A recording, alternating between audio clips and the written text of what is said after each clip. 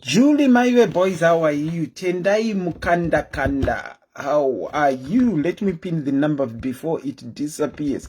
Oh my God, I hope it hasn't disappeared. Where is it now? It has disappeared. I have to redo it again. How are you guys? Masquera say. 4477 4833 0801. Okay, this time I hope I'll get it. There you are. Number. Pin number. Okay.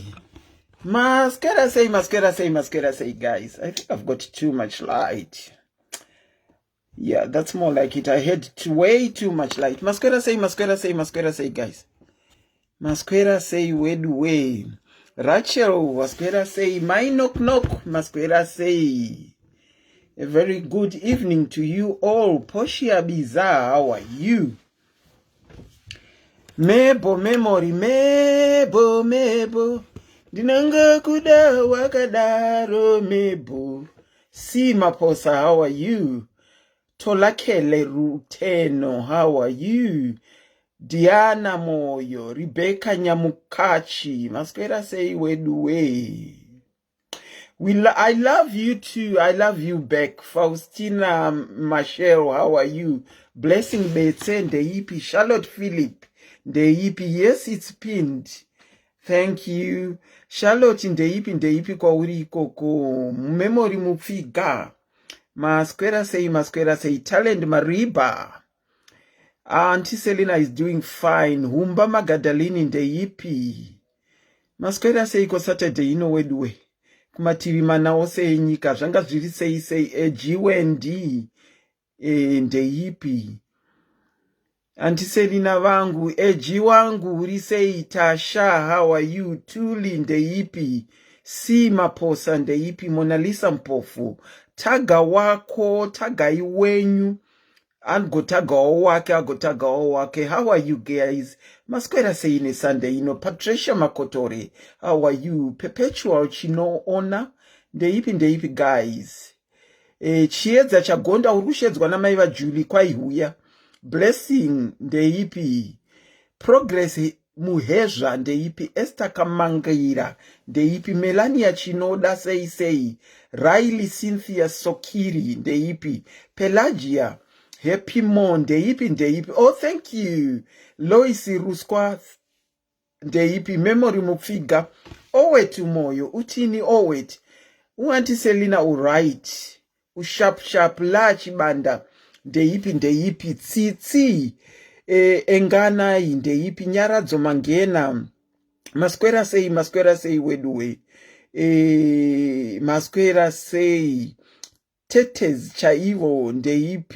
Looking on point. Thank you so much. Kikichi kuwili munova pedza. Dinoto pedzak. Ndinotongozama ndikungonopedza ikoko. Charlotte Phillips in the EP. Tasha Ngube in the EP. Shedza iwenyu mgoshedza agoshedza owake. Joyce Antivari right. No B unjani Antiselina. Antiselina alright. Kuti pana komenta zvisiri kuita here ipapa. Takutopiwa warning yekunzi pana komenta zvisiri kutoita. Tetes ndeipi. Masquera say Antiselina. Leonora ndasquera zvangu. Loveness tazvigwira ndeipi. Masquera say guys. Shedzanai mushedzane wedwe. We need to talk about this. The topic that we have tonight, we need to talk about it. Tichinyatsonzwanana tinzwo vanhu majeni zavo. Trudy uri sei. Irene Masquera sei maenda kumabasa here naye asikana nevakomana maenda kumabasa nhasi. Rumbidzai Mangisi Masquera sei si Maposa dadiwe kwamanhiva. Muri sei kwamanhiva ndekupiko ikokuku. Vekwamanhiva vanobvepi ava. Elizabeth Jobo muri sei vimbai pachavo. Uri sei ndaona vimbai. I think you're talking about kuti mazuano programs atiri kutaura, they are so educative and they are helping. Nice to hear that. If we get feedback dzakadaro tinoziva kuti we are going in the right direction. But mukaramba makatinyararira musingatiudze kuti ndizvo here kana kuti handizvo, hatizoziva. Tinolidwa nemi. Mukatipa feedback tinoziva kuti tiri kufamba mugwara. Ndaona paitwa thumbs up, saka ndinodavira kuti matopics atiri kuunza tiri mugwara. Maswera seiko asikana, muri sei? Tete vari right avo. Modesta Shorai, how are you? Primrose Magaya ndeipi? Charlotte Phillips, muri sei? Busisiwe, thank you so much Busisiwe. Rosemary, hi. Memory Mupfiga, Nora, Tabeth. Ndaona ma love nema likes enyu. I guess you are saying kuti ma topics atiri kutaura ari kubetsera fani mazuano. Manyoni, say Esther Million, you are glowing auntie, thank you. Diaries yakuti dzidzisa zvimwe. Asi handisanda kunyatsogona. Tasema eyebrows. Ndinoona iva makaita kuti kore ina ndizoda hangu akakorerera kudaro, but ndiri kudzidzira, ndiri kuuya nazvo. Thank you for saying kuti I'm glowing. It encourages me. Saka by the time yatinozofamba tichifamba handiseri nawo ntenga wakutogona kunyatsotoisa makeup. Mugona kuzviisira tega, ndasikazvizivi. Penya, how are you? Muri sei Joyce Kawodza, you look good. Thank you. Poshia Marau, ndeipi spiwe hlachuwayo ndeipi mazandle masuku. My love nema likes ndiri kumaona stereki. Zvinotirakidza kuti zvirongwa zvatiri kuunza, we are in the right direction, and we are talking about things that need to be talked about. Anditi, okay, we might as well get into our program, but as we get into our program, continue to tag waunofungira kuti anofanirwa kunge ari pano kana asati ava pano. Okay, the name is Auntie Selina. I am your host and presenter tonight. And tonight, we have got a topic that is very sensitive. We have got a topic that is very sensitive. And as people narrate their walk in that topic, please, let's mind what we say. Vanhu vari kuuya nenyaya dzavo vachitaura zvavaka experience uye jeni yavo yavachiri.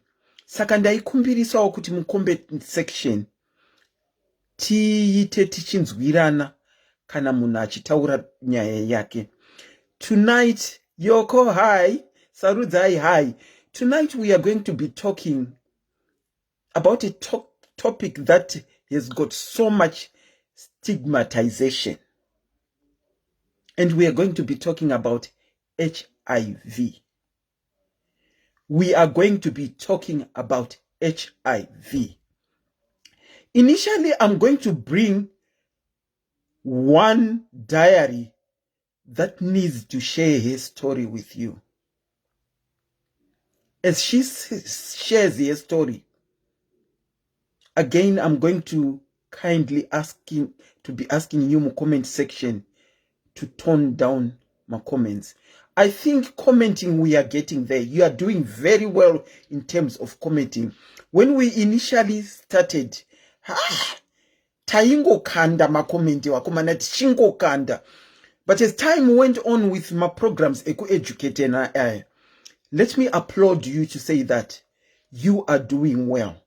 We are now learning to walk in someone's shoes.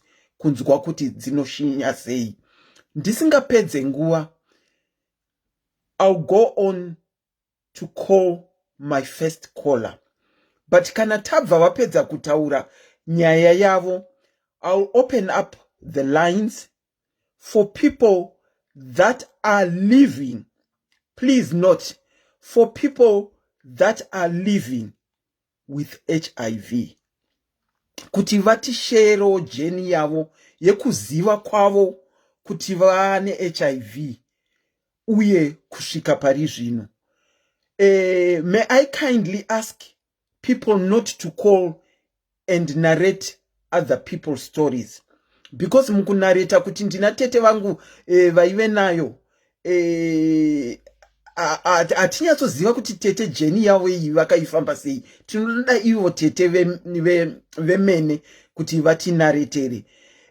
Please feel free to phone.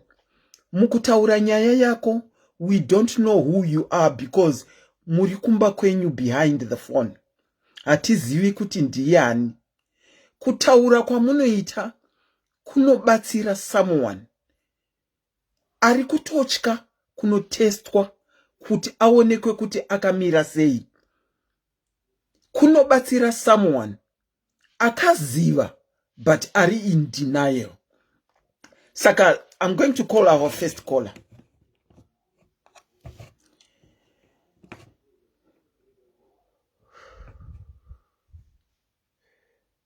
Okay. Okay, I'm calling our first caller. Wimbai Banda, how are you? Really say Wimbai Banda. So Kuluhle Gumede, how are you?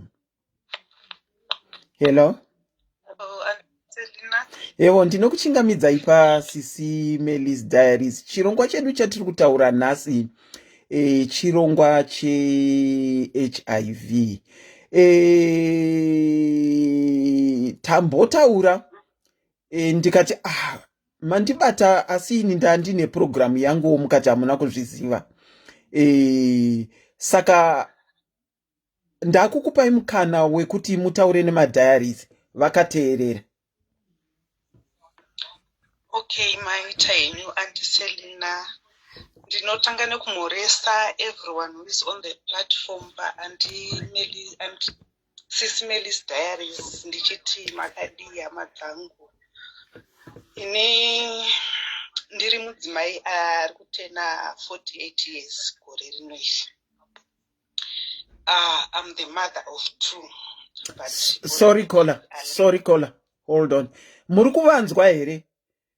Ndokumbira mundipe ma thumbs up or my love signs to say you can hear ye. You can hear ye. Muri kuvanzwa? Okay, vanenge vari kukunzwa. You can go on caller. Thank you. Okay.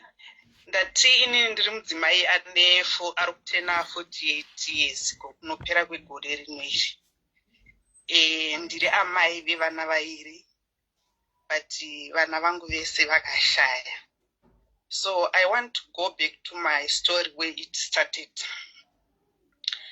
Ndakarogwa nemurume wangu and we had our first born mwana mukomana 98. Sorry, panenge parikunzi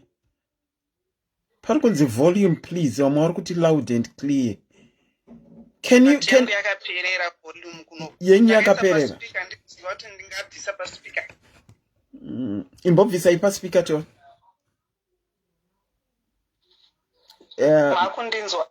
Much better. Hello. Taura yenyu takukunzwai. Ndiri manje kandisina kuisa pa speaker ndikunzwe. Oh, okay, isai pa speaker pacho tinzwe. Ndakuisa pa speaker right now. Okay, go on.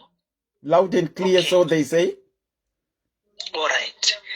Saka zvadaro mwana akashaya. Then we tried again. Then ndikabata pamuiri. Ndabata pamuiri. Murume wangu ndobva agwara akashaya. Then ndikasara ndine nhumbu. Ndikazobatsirwa mwana wangu musikana. Then few months mwana achangozvagwa. Mwana haana kuzoita zvakanaka, kungotanga kungoita ma health issues. Ndopandakazoenda kwachiremba. Chiremba uyu anova ndiye angari chiremba wedu kubvira murume wangu anga achiri mupenyu paakagwara, ndiye chiremba wataingotibatsira. Saka pandakaenda ipapo nemwana, chiremba akaasesa mwana, akaona zvaakaona, then ndobva azonogara neni pasi. Before asati andiudza zvanga zvichienderana neurwere hwemwana, akatanga kundibvunza zvaienderana neurwere hwomurume wangu. Then akandibvunza kuti ko murume wenyu munoziva here kuti aigwara nei? Then ndikamurondedzera zvandaiziva. Ndopaakazondibvunza iye kuti murume wenyu haana kukubudirai pachena. Murume wenyu was HIV positive. But inini akandiudza kuti ndisakuudzai. And hapana zvandaikwanisa kuita nekuti confidentiality yepatient nachiremba ndaikwanisa kuti ndiite zvanga asingadi. That's why ndisina kukuudzai. And inopa makore ayo zvinhu zvaingotyisa, especially now HIV ko zvino it's better kuti takuiti HIV makore ayo aitonzi AIDS. And medication yanga isati yambozara, yanga isati yave open to everyone. By then I think vanga vaine mari ndo vaingokwanisa kuafford. Saka that's the news yandakaudzwa nachiremba. And I was heartbroken. Ndikashaya zvokuita. Then ndopakazondiudza kuti nemwana wenyu is HIV positive. Akandikurudzira zvekuti ndiitwe matest inini. I also became positive. Kwakusati kwave nemishonga, as I said. Tambura nemwana, mwana achigwara, mwana achinda in and out hospital until mwana ashaya. Mwana ashaya kudaro.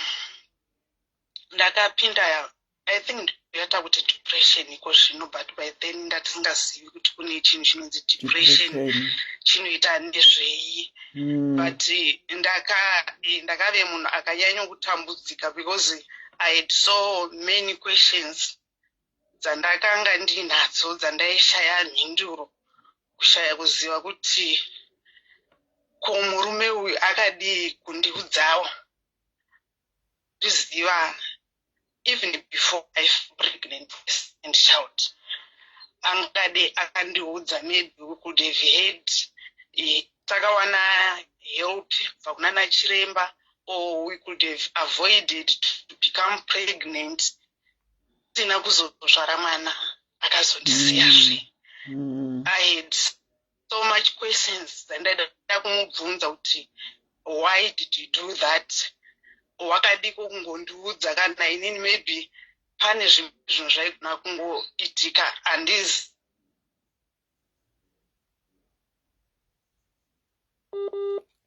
That I needed answers, but even kuda Mwari chai ndakapesa ndakumubvunza kuti Mwari, if you are there, if you really exist, surely mungadi makasipeyawo even one of my child. Variko vana vanongozvagwa vakadaro vachingorarama. One vamwe vanyange vakaita zvirema. I was going to embrace even if mwana wangu akabuda chiri chirema. Nhasi ndingade ndine chirema changu ndichiita anything that I can in my power kuti mwana wangu. But inini I was robbed that opportunity of being a mother. I don't know what it means kunzi mama with my biological child. Because vana vangu vakashaya vasati vakugona kutaura kunditi manditi mama muri sei, kati mama ndoda mvura yekumwa, kana kuti kuona mwana wangu achingondimhanyirawo ndichibva kwandinobva, kana kuti ndakabatawo sweet ndisvika ndichipawo mwana. I was robbed. I never experienced that to my own biological kids. And the worst part of the situation is inini vana vangu ndakavaona vachifa. I witnessed vana vangu vachitora their last breath. In both situations ndaitozobatwa nemanesi ndichitry kurestate vana vangu panguva yavo yekupedzisira. So it's something that is taking a toll on me. I think mwana wangu wekupedzisira akashaya 2000 from there, I never tried for a baby. Why? Because ndine a fear of the unknown. Ndaingoona sokuti kondika try foot and ndosangana naizvozvo futi ndingazokwanisa ndigadzikwe papola ema vachibata maoko. I think I've had enough of this. 3 times ndichigara pakona ndichibatwa maoko evana nemurume. I don't think I can take it again. Saka ndine bita ndinakaremegwa mwana mangu, and it's more than 20 years ndisingakwanisi kutaura nezvazvo. I've always brushed people, especially hama dzangu dzaida kuzama kutaura nezvazvo, even pakunditi why are you not trying for a baby. I never wanted to talk about it because muhana mangu there's a lot that is still going on. I still have my questions up until today. Ekuti, why me? I don't know. Kuti, why Mwari vakandisarudzira such a difficult life, such a difficult experience. And by then, I was only 27 years when I experienced this. I was only 27 years when I became a widow. I think ndazorarama upenyu hwakareba ndiri a widow. Ndabuda marriage. And the discrimination yaunowana musociety, especially considering time inini yandakasangana nematragedies angu, people named me. I think mumaraini medu ndindakava munhu wokutanga-tanga zvokuti vanhu vaikuudza kuti aiwa uyu neAIDS. I still remember mai vangu vambonetsana neumwe munhu kugarden. Mai vavo vakavaudza kuti unongovhaira ndokusaka mwana wako aine AIDS. Mai vangu vakachema. She never judged me.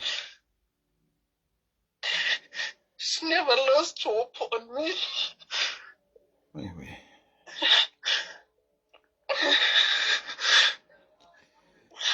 Wow.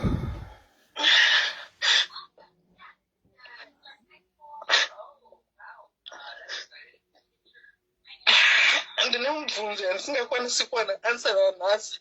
And I always feel kuti Mwari dere kuri kuti one day he was going to give the dead people a chance to come back munyika mavakabviswa naMwari. I don't think I was ever going to welcome my husband back in my life. To be honest with you, I don't think I was going to reject him. Kumuudza kuti no, go wherever, because I'm hurt and ndinechigumbu naye. Why did he do? Why did he take? Akazviitirei? And from the look of the things, ndinoona sondangangorogwa nemunhu angaitozvikwarirawo. But by then, now the testing zvanga zvisati, handisi kuziva kuti why it didn't come to my mind to think of that. I also blame myself, and I also blame myself. Why was that stupid yekuti ignorant yekuti andina kutora this step ahead to look out for my life? I don't know. I always blame myself, and I blame my husband. I don't know what to think. I don't know what to do. And this could see. So ndakaziva status yangu 2000. I was heartbroken. Shame. I felt emptiness in me. So sorry. I was hopeless. I remember ndakasvika papoint yekugova zvishomanana zvinhu zvandandinazvo ndezvokuti hama dzangu dzakazviramba, because I felt that there's no reason for me to live. Luckily, I didn't think of committing suicide, But to me, life was hopeless. But my mother, wherever she is, vakashaya zvavo. Oh, so sorry. Me, she was the pillar. I think ngati ndakarasa upenyu hwangu by then if she was not there. Yeah. But she played a very big role, a very important role. So hama dzangu dzaramba kutora zvinhu zvandakanga ndavapa, ndakagarazve, but still I was in denial. Pakazotanga nhau dzekunzi kwave nematablets chii, but still I ignored it. Because ndaingozviudza kuti handioni sokuti it's going to help me. Ndakangozvi-ignore, to be honest. I think ndakagara up until 2011 ndakatanga kuita problem ye-bleeding. Okay. Bleeding yandakuziva kuti yaibvepi, it was abnormal. Ndandave kuno kuSouth Africa by then. Ndobva ndaudza boss wangu, likely she was a doctor, boss wangu, she's a doctor, boss wangu andaishandira by that time. Ndobva andikurudzira kunoitwa pap smear. Then ndanoitwa pap smear and I received the shock of my life. The results ikauya chiti ndine cervical cancer. My way. It was at an advanced stage. Again, I almost lost my life. I almost lost it. That's when I was convinced that now this is the end of me. Hearing my cases, even on my cancer, most of them, they don't make it. And again, I want to thank God. My bosses stood with me. Vakamira neni. Vakatraya kunondibhuka kuma-government hospital kwaishanda boss wangu. But they were only saying we are fully booked. We are fully booked. Yet my results are kuratidza kuti this is dangerous pavene cancer yacho. I remember my bosses offering kuti takuda kukuendesa private hospital because we cannot watch you dying takatarisa. We don't know how much it's gonna cost us, but ndo zvatinoda kuita. But ndakaramba ndikati ndoda kuti mundipe mari yebhasi tidzokere kumusha because I just want to spend the last few days that I have with my family. Ndo zvandakavaudza ndikati handisida kuenda kuchipatara, ngondipai zveimari ndidzokere kumusha. I just want to be with my family. But my bosses angu vakaramba, vakasvika pakutora kana passport yangu, they hid it because vakafunga kuti one day ndogona kungomuka ndisipo ndaenda because I really wanted to go home. Saka one day boss wangu anoti akaenda kudepartment kunoitwa zvemacancer kunorapwa ikoko. She managed to talk to one of the doctors, akamuonesawo, akamubraibawo zvakamubraibawo. Ndakangonzwa boss wangu akunditi please get ready, I'll be there in a few minutes to pick you up. Ndiende nawo kuchipatara. That's when I started going to hospital. Ndikatanga kurapwa, kuitwa mabiopsy and the likes, stages avanotora. And the funny part of it, pandaibvunzwa nemadoctors kuti what's your status, ini ndaiti ndiri negative. Okay.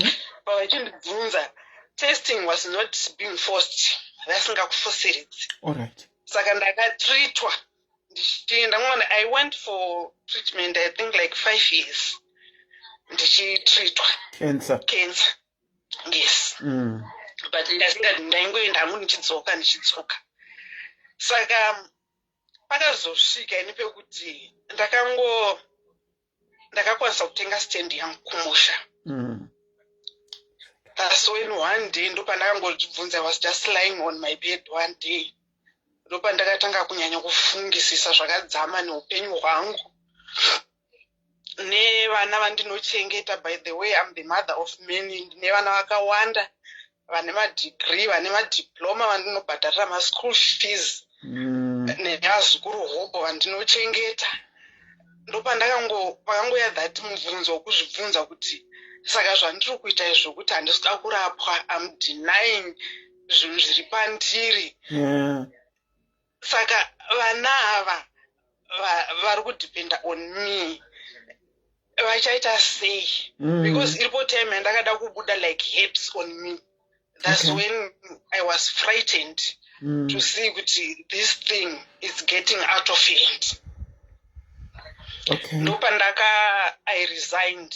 Ndakaresigna pabasa pangu because my bosses angu, they didn't know about my status and I knew kuti vaisazvibvuma.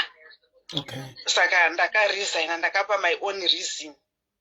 Vakazama kundinyengetedza ndikapavapa my own reason. Ndopandasiya basa ndikanotsvaga room rangu ndikanosvikarira. Then I started going to the clinic ndikanotanga kutestwa. That was 2014. Pandakatanga kuzotora medication yangu. My CD4 count was 130 by then, which was almost scary. Ndopandakatanga kutora medication yangu. Up until today, I have never defaulted. Ndikutora medication yangu. Ndakazowana basa varungu wangu again. The other bosses at doctor understand. They allow me kuenda kuchipatara kunotora medication yangu every time. And now musi wandakambokundikana kutora medication yangu nenguva. Now my CD4 count is gone up. My viral load is lower than detected. Zvokuti ndikanotestwa neminhasi ndinogona kubuda negative. But that doesn't mean kuti I'm not positive. Especially for vasingazivi havo. Kana ukanzwi lower than detective, it doesn't mean kuti hauna utachiwana. It only means kuti utachiwana hwave inactive in your body. Nekuti uri suppressed. So that's my story. But I'm hurt. Amazangu handidi kunyeperai. I've got a burden on my shoulder. Ndine bitterness, especially towards men. And I've never been in a stable relationship because I always feel it is because of the men that I am where I am now. Nekuda kwemurume. Ndozvinondiremera zvakanyanya. I don't know what I can do. Zviripo here zvaningaita. I wish I had counseling. Ndakaita counseling kudhara. Maybe it would have helped me in some way. I don't know whether even if today I am to get that counseling, is it going to help me? I don't even know. Sometimes I feel like losing hope, but pandari nemhuri yandinayo yandinochengeta zvinongondiita zvokuti ndingoita keep going. But ndombozozvibvunzazve kune mashandiro andinoita. I work very hard. I work very hard. But zvinongoda uine your own biological child. Whether anozokurasa zvake mangwana, it's not a guarantee kuti ukaita mwana wako anozokuchengeta kati achazokurangarira. It's not like that. But kungovawo that experience. That experience. I really wish I had that experience of motherhood to my own biological child. I was robbed of that. I really wish kuti Mwari vakangoregawo zvavo one akararama ari positive mwana ndichimeka unchitambura naye nchita sei like any other children vari kurarama vazviri. Why Mwari vakatadza kuspare vo one vakandipawo that opportunity vakandipawo. I don't know whether I can blame you. I don't know, but I just don't want to reach that point because now I'm learning to accept it. I'm learning to live with it. So handisi kuda hangu kusvika papoint yekuti ndituke Mwari. Already ndikatarisazve zvizhinji zvavakandiitira. Vakawanda vakapinda musituation yandakapinda. They didn't make it Yeah, considering makore andakararama of being positive. that's true. Ndisingatori medication. Whenever I think of that, ndinonzwa ndichipindwa nemhepo mumiri mangu handidi kunyepera. Sometimes I feel frightened kuti what if something chingade chakaitika panguva yose. Why did I do this? Handizivi nanhasi, but I hope kuti Mwari he had a plan, or Mwari vane plan nanhasi. I'm tempted to believe that God has plans for me. The plans that I don't know, but the good plans that He knows. That's true. That's one thing that I'm trying to hold on to. Only that. Yeah, that's true. That's true. Yes. I'm so sorry to hear your story. I talked to you just before we came live, and I didn't even know that is what you were going to talk about. And when I asked you kuti murikutaura story yenyu, asi maona topic yandaisa ku page kani, mukati aiwa ndina kuiona ndei. Ndikati nhasi tanga tiri kutaura netopic yamuri kuda kutaura. Ndikati I'm now going to go live. But if you are willing to come along and say your story, kuvamwe tichionesana uye tichidzidzisana, and you were willing to do that, and you came, and I'd said to you, I'll speak to you tomorrow. That is what I had said. What I'm going to do with Auntie Varipafoni is I'm going to speak to her tomorrow. But what I'm going to speak to her about is kutivawane counseling. If you heard me correct, kutivawane counseling. I will help her on the emotional side and be getting in touch with her as she walks her journey to accepting and healing. Auntie Murikupi.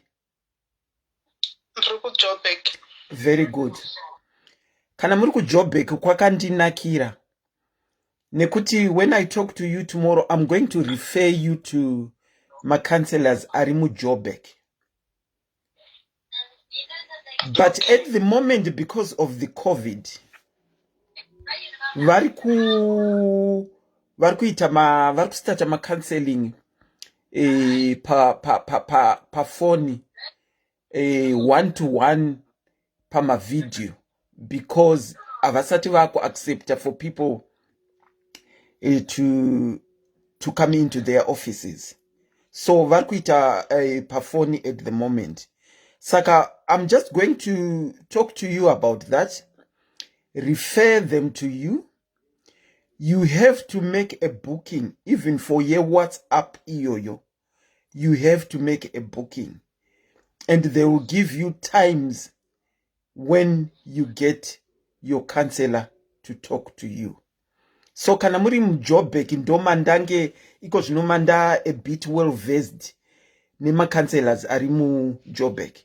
Saka when we speak tomorrow, I'll give you all the information, the telephone numbers, and then you can get in touch with them. But on my side, I'll continue talking to you. Pamsoro pe ma counselors inyu achanya kutsoku counselai pamsoro pe HIV izvozvo. That is what is going to happen. Sometimes zvimwe zvinhu zvatisingakwanise kucancela, we refer. And this is what I am going to do with Auntie Vafona. I am going to refer her. Kwavanenge vachiti kana kwa open. The good part about referring her there is, in the event that they open up their offices, vanenge vari mu system already. Saka vanezenge vangopiwa ma appointments ekuti vauye. But vakastata ne WhatsApp iyoyo, even ma video calls vachipiwa counseling, tinoziva kuti vamugwarara kanaka. Saka that is what I am going to do with Auntie. She's not going to be cancelled by me. We have to admit if something is beyond us. And this is beyond me. I'm going to refer to the right hands. But the start of her talking her story is the start of a healing process. So, Auntie, as I said, I'll get in touch with you tomorrow. It will be a Sunday. I'll text you well before to ask if you're available to talk. And then we can talk. And I'll release you to start your bookings. Saka tinenge tichingotsvagana tichiudzana kuti ndazonzi zvichibva zvazoti ndazonzi zvichibva zvazoti. I'll be there to encourage you to follow through your counseling sessions with the people that I'm going to refer you to. There are people that are in my South Africans, my counselors in South Africa imomo. Saka it will be very good for you because mujobek imomo futi. Saka tinobatana mangwana. Thank you so much for sharing your story. And I'll speak to you tomorrow. A very good night to you. Bye. Thank you. Bye. Saka anti ndinotaura nawo mangwana. Atidi kunyeperana kuti counseling vakanselei. You'll find kuti even zvimwe zvinhu zvinouya kwatiri, if it's beyond us, we have tried by all means to look for relevant people that can speak to them. I'm sincerely hoping if you are calling me to tell your story that you have walked nechirwere. I'll call this caller back. I'm sincerely hoping if you are going to call me, you're calling me to share your story. Yeah, HIV. I don't know if everyone knows what HIV stands for. I am not a nurse, neither am I a doctor. But I'm going to tell you what Google says about HIV. I said I am not a nurse, I am not a doctor, but Zanda, hold on please. HIV stands for Human Immunodeficiency Virus. It's a condition in which progressive failure of the immune system allows life-threatening opportunistic infections and cancers to thrive. That is why you heard her saying kuti vakaziva kuti vane HIV, but she was in denial and she did nothing to it, and has progressed kuzobatana necancer, cancer ikatotanga kuthrive mavari. Saka it's human immunodeficiency virus condition in which progressive failure of the immune system allows life-threatening opportunistic infections and cancers to thrive in you. Kola ndinokuchingamidzai pachirongwa makadini zvenyu? Ndiripo zvangu makadi antisei. Tiripo. Kola vekutanga vandati, I'll get back to them. I'll get back to you after this call. Thank you. You can go on. Okay, ini nangu andisuda hangu kuti ndoda ngotaura pa nakolaba kutaura. Ndinobvumidzwa. Ndambenge ndati kuda kuti vari kufamba nerwendo rwe-HIV ndivo ngavafone. But taura henyu mapo pachirongwa. Hold on, before she speaks, can I repeat kuti ndanga ndichikumbirawo kana uri kufamba nerwendo rwekuti wakabatwa HIV uri in denial and you want to start opening up and speaking about it, ndoma calls andandiri kutora at this time. Ndakumbirisa uye kuti tisataure nyaya dzatete wavakaona vachirwara ne-HIV, because it's not my story to tell a story about Tete. It's her story for her to tell. You can go on, caller. Okay, indanga achida kuti kuna kola kuti angasa lose hope muupenyu. Okay. Arambe she's someone are very strong and I can see kuti Mwari vari kumuda, vari kumunzvengesa pakawandisa kuti she is somebody ane purpose muupenyu wake. Okay. She must know that kuti I'm somebody wekuti Mwari I've got a purpose in life. Vana vaari kuchengeta, it's not by mistake or it's not by anything. God has got a purpose kuti zviitike nenzira yazviri kuitika. And she mustn't lose hope in everything, in every part of life. She must just know that Mwari pavakandibvisa apa vakandiisa apa. The Bible says everything happens for a reason. For a reason, yeah. Saka she must just hold on to that. She is someone, she's a testimony. She will change people's lives. She will be a testimony. She will be somebody who people will look up to and say, but this one conquered A, B, C, D, F, G because she was HIV positive. I can also do the same. She is someone who she's going to cancel everybody. She's going to cancel munhu wese anenge aita HIV positive. She's a strong person. She's a strong somebody inside. She has conquered a lot than zviri kumberi kwake. She mustn't think too much. She has got a lot ahead of her. So she must just need to go for counseling and she must just thank God and thank God. Stop blaming your husband. Stop blaming yourself. What happened, happened. Maybe God has got a reason. It's preparing us for what we are going to meet at the end. Saka, she's someone great. She's a great woman. I can feel that in me. This woman, she's gonna be somebody. I need counseling. But what you will do, just say she'll be someone in her life as an example. So she must just thank God for whatever that she has gone through. She must just say, God, I thank you, and I thank you for whatever that is going to come ahead of me. That is all I have to say to her. She must just go for counseling and she must just not blame herself and she mustn't blame her husband. Ndinodavira kuti vari kuzvinzwa. Okay, Auntie Maitabas. Thank you so much, Kola. Good night. Good night. Regai ndimbodzokera kuna Kola vatanga kufona vandati ndichavafonera back.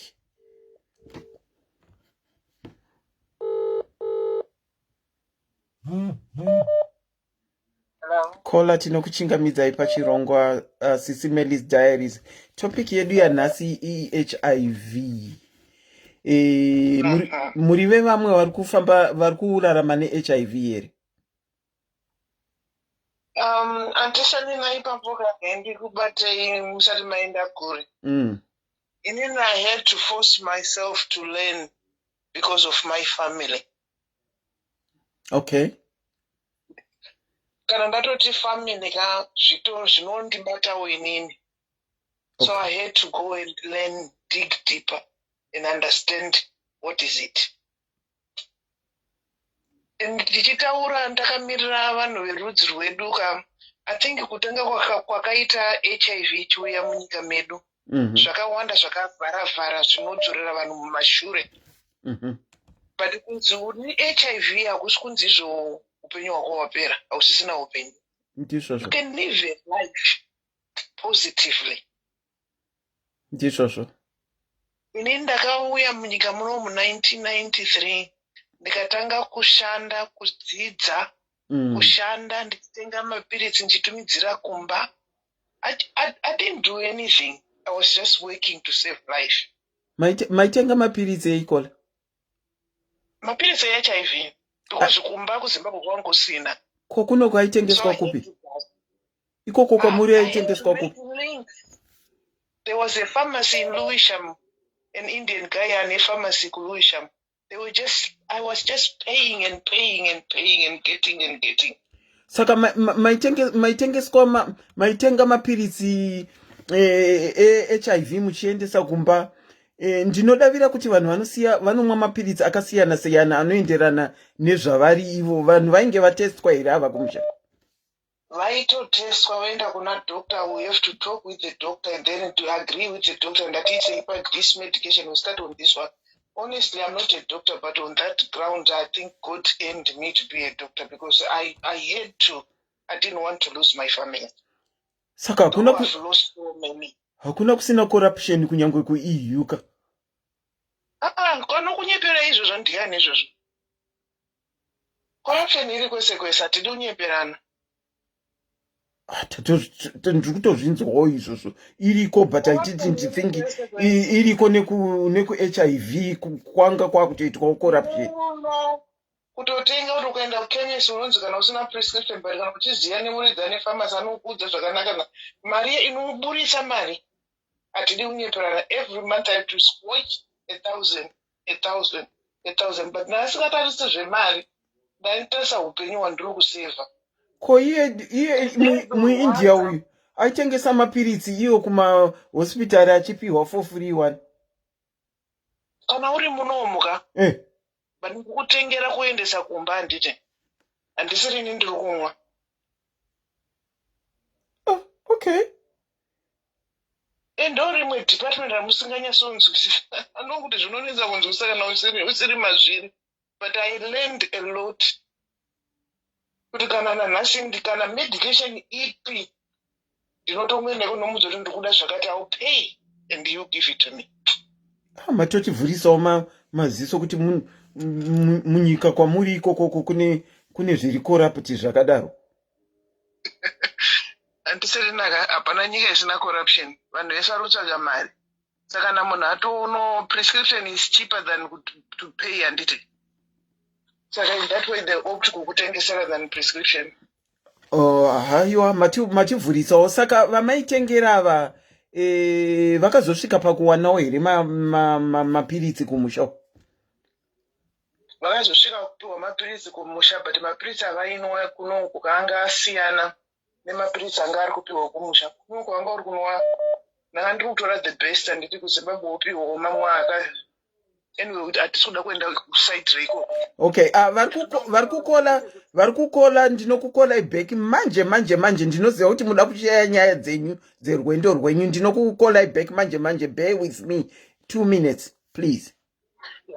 Point yandinoda kungoedza kuti tibatsirane, especially kola vabva vaka kunzi kana uri positive hazvisi kutaura kuti hausi kuzvara, uchazvara. Kubvisai that stigma yekunzi ndiri positive. Utori munhu mukanzi cancer nhasi munokurumidza kuenda, but HIV munorarama upenyu kusvika amen muri mupenyu. Chamunongoda kumwa mapiritsi enyu. Zvimwe zvese zvingatibvisei mataurirwo anga ari kunzi HIV chakati. Totorisana upenyu tokwaakutongozviaccepta kuti Mwari ndo zvamanditi ndo zvandiri, thank you and move on. Yeah, ndizvozvo ndodavira kuti tiri kuzvinzwa. Ndodavira kuti vazvinzwa vakoma ava. Ndichatsinhira kwavari futi mangwana uye kwavachanoona counseling. I think vanenge vachiudzwawo zvinenge zvakadaro izvozvo. Chikuru kusafunga kudya, as long as mamuka madya chikafu kungodya kuti chikafu kuti body yenyu ite zviri right, and don't think about it, just live happily ever after. I think izvozvo vangagone kuzviita kana vaona counseling. Vasati vaona counseling, it's a bit difficult to say. It's easier said than done. First counseling yavanofanira kuzvipa ivo kuti vatombozvibvunza kuti kusvika pavari panapa dzisi nyasha here. Vataura vadaro, vazvitaura. Nyasha handiti. Vataura. Saka zvingavarwadza zvingavaite sei vatori pamberi. Once vatongodarika pakuti dziinyasha idzika, counseling, yes, counseling is needed, but kutongoaccepta kuti dziinyasha. Let me move on with life is better than anything else. Ndodavira kuti vari kuzvinzwa. And then todzokera pakuti especially tiri tese tiri kuteerera kudai, so pane vamwe vari kutoti chakazoti because vanhu verudzi rwedu ameni kuti takaitwa sei sometimes.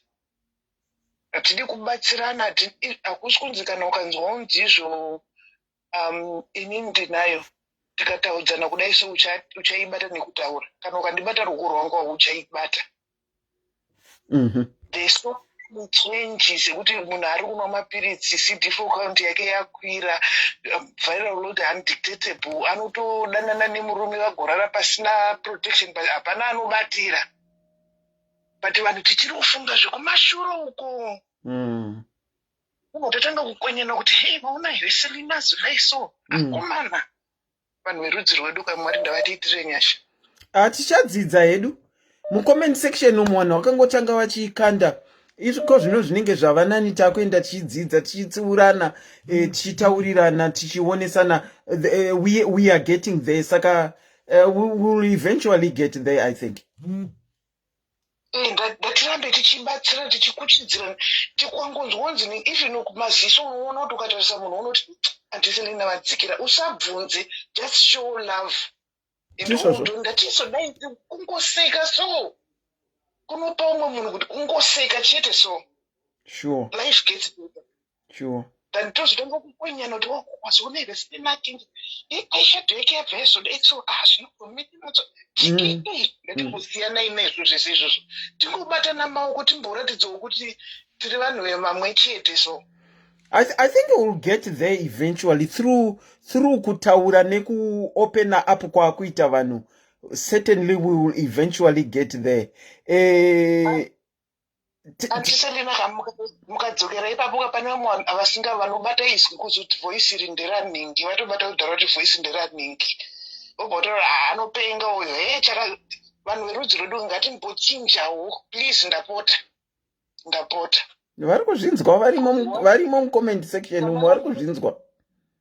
Pane umwe musi rimwe gore ndiri paSt Thomas ndikusenza ndiri mhoti pakauya mwana 18 years akazvarwa ari positive ndakamira kudai mhepo ndakanzwa kutota miri wangu kuti 18 years kuzvarwa naye atituti zvaintinesa semukuru muZimbabwe maona tajero kuti ndopa ndakadzidza chinhu chikuru kuti saka rudzi rwedu ndofa takapusa timunyatsorwara dai Mwari vatiitira nyasha. I guess kusanyatsoziva nekuoneswa handingati takapusa kusaziva nekuoneswa iko kuona kwacho tinoziva but takangokudza tichingoda kuseka vanhu so tisingada kubatsirana. mazuva ano tinane takati tinokurumidza kujamba tichiseka tichizodai inini ndiri right iwe hausi right.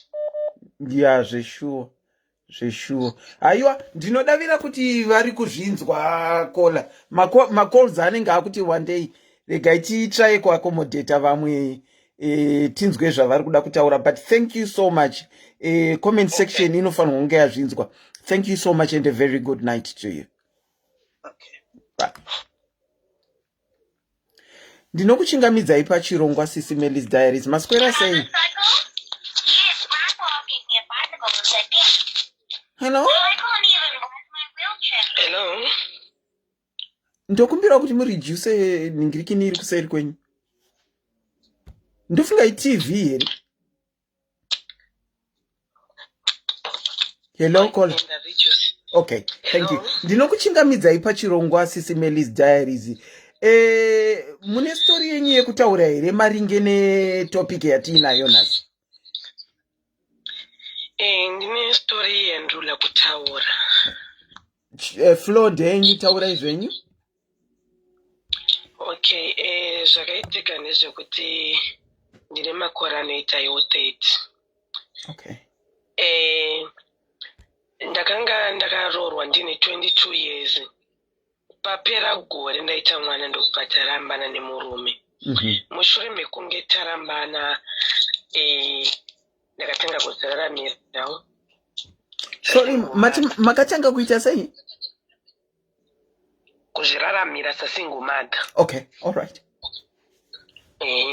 Mukurarama kwandaita ndaisangana nevanhu.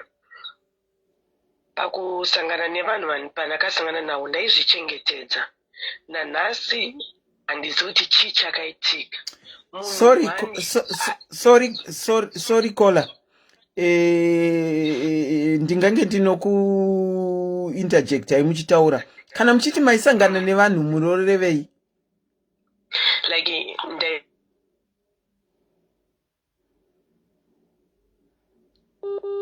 reconnecting. Chizvichengetedza ndiri very aware. Sorry caller, atina kunzwa yanga iri kuita reconnect. Okay. Mati maisangana nevanhu mukati zvinorevei? Kusangana nevanhu kwandiri kutaura kuti ndine vanhu vandakazodanana navo. Okay, all right. Asi ndiri munhu wekuti every 3 months ndaenda ndichinotarisa kuti ndichiri ndakachena here ropa rangu. So pakusangana nevanhu ava ndaitoshandisawo protection. Okay. Asi pane munhu wandakazosangana naye takuda kusvika pakuda kunowanana. Mukufara muye after taakuplana kuti takuda kunoroorana. Ndopaakati ndiri kuda mwana, pane madheti ekuda kuroorwa, ndokubva ndabvuma. Okay. Ndobva taenda kunotestwa. Takatestwa nzvimbo dzakasiyana, tikatumirana maresults nekuda kwebasa. Akanga akafanana ari negative. Makatumirana maresults paine posti? Like akaenda kunotestwa obva apiwa bepa rakanyorwa nadoctor. Okay. Obva atumira. Kwamuri? Imi mubva matumira kwaari? Maigara kwakasiyana here? Akanga atravela nebusiness. Alright. Saka mushure mekunge zvadaro, paakazodzoka takanga tavanhu vakunyanya kutrustana ku that point yekuti sevanhu vakabva mekucheka takachena. Ndobva atari kuda mwana, ndokubva ndabvuma. Ndabvuma kudaro ndega munhu ndingati ndakazosangana naye pasina pekeni. After that ndobva pazoita maproblems efamily. Tisati taroorana, ndokubva tarambana. Tarambana hapana kupera gore, ndakatanga kurwara, mabhonzo akurwadza. Semunhu angajairira chekuika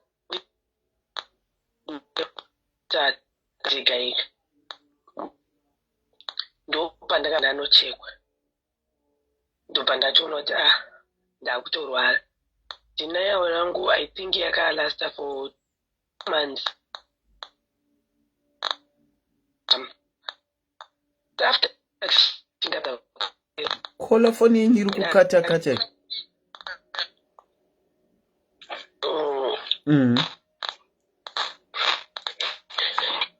So 2 months. Sorry, caller. Let me drop you and call you again. Atikukunzwai. Makagara here kana kuti makarara pamuri kutaura? Ndakagara ndine flu. Mune flu hamusi kunzwa zvakanaka? So sorry. Let me drop you and call you right back to see kuti network inenge inoita zvakanaka here. Right. Thank you.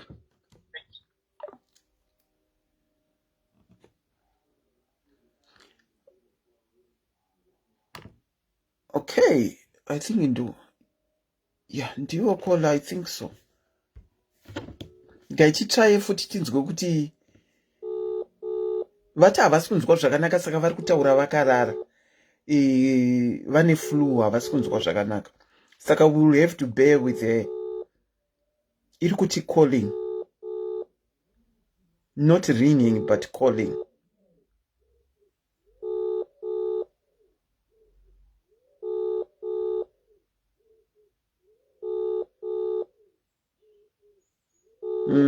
Network yavo. Yeah, network yavo. Can you try one more time? Tione ikaramba iko zvino tino move on to the next caller. Iri kuramba ikaramba ichiti calling, we move on to the next caller. We move on to the next caller. Let me reiterate that ndokumbirawo vane nyaya dzavo dzerwendo rwavo rwe-HIV kuti vaite phone in, please. Yarambai. Let me call back someone else. Let me call back someone else. Network yavo yanga iri kudzana call. Hatina kuvakata network yavo. Hello. Caller, tinokuchingamidzai pachirongwa SIS MELLY's Diaries. Our topic tonight is HIV. Muri murwendo rwezvatiri kutaura here? Reconnecting.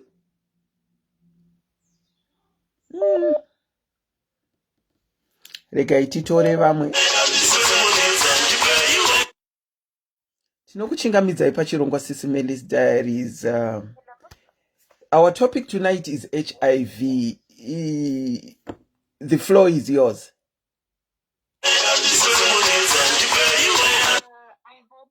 Hold on, please. Sorry, hold on. Ndokumbira vari kundifonera pafoni yandiri live. Please, to call me on the number that is pinned below. Musandifonera pafoni yandiri live. Sorry, caller, you can go on. Okay, inangu auntie, I'll make it short, right? Inangu, I am 42. Yes. Andirangu mwana. Ndakaziva kuti I'm living with HIV 2011. Okay. So it wasn't easy. Honestly, it was not easy. Okay. So zvakaitika mukomana wandaidanana naye takuda kunosvika pakuroorana handiti, and handisi kuti ndinomublama, ndinozviblama ini pachezvangu nekuti handina kumbosvikirwa nekuti ende tinotesta and all that. So ndiri mumba make, at some point I remember ndichiona mamwe mapiritsi, and aimwiwa mapiritsi aya akawandiridzwa. Ndopandaizvibvunza kuti chinombori chinyi. So unfortunately, munoziva Mwari kana vachida kukuratidza zvinhu, munhu uyu aigona kukusiya mumba make, taisagara tese hedu, aigona kukusiya mumba make maailoja achienda kune imwe girlfriend. And you know, kutrusta munhu pakadaro uchimbobata zvaunenge uchibata, wombomubatikidza mamessages nezvakangodaro. Ndaiti akandisiya mumba muya toti ndiri kuklina, ndongoonawo zvimapiritsi zvandisiri kunzwisisa handika.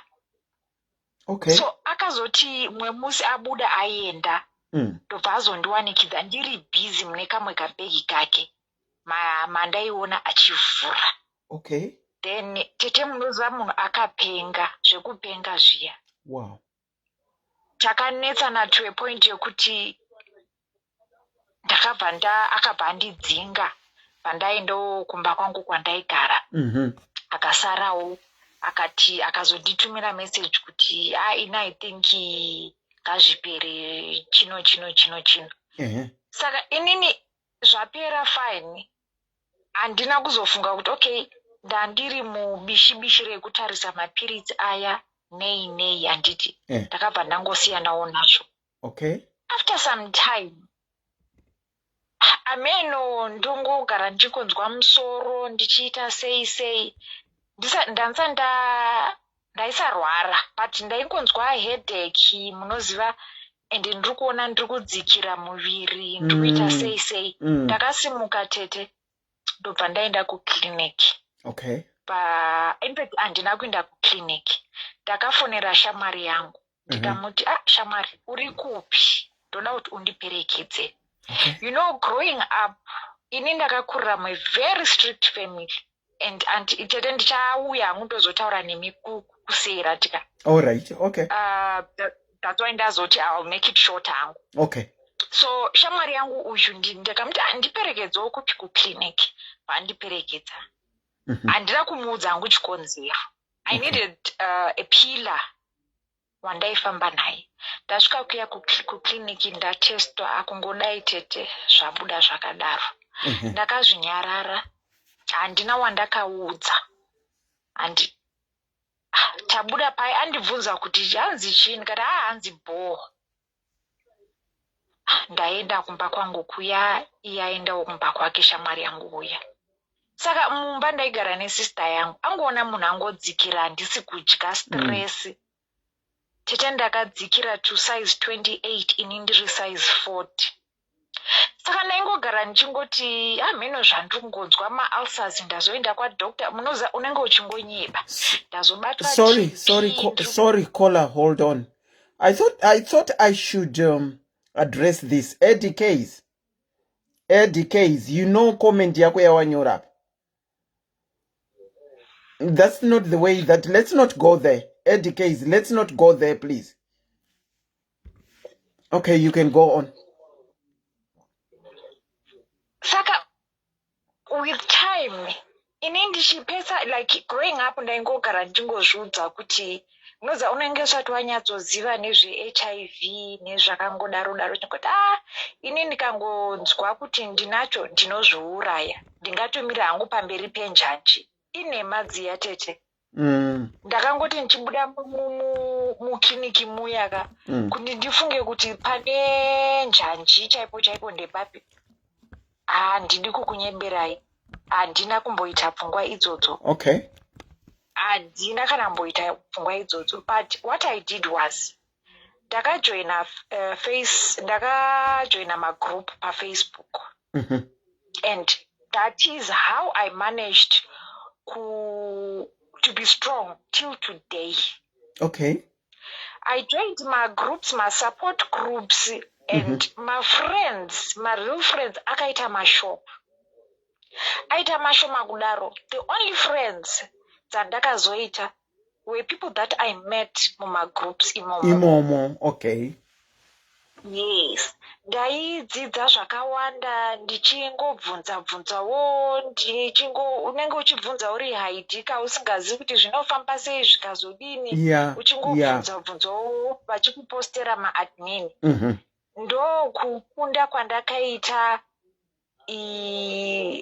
kuzova strong kwandakazoita tete handidi kukunyeberai. Saka you got so much support from magroup awakajoina HIV. Okay. Exactly. Even today, the munhu wandototi bhururu wangu sawira wangu munhu wandakatosangana naye pamagroup ipapo. Alright. That's good. And mu family handina hangu kukwanisa kuudza vanhu. I only told my sister wandaigara naye azoda kundimanikidza kuenda kuchipatara. Okay. Ndopandakazomuudza kuti mwana wamai kutambisa hako nguva yako nemari yako. Inini zvadai ndikamubuditsira ndikati izvi zvinhu zviri apa izvi. Ndo zvapo. But yes, my support groups tete anobatsira handiti.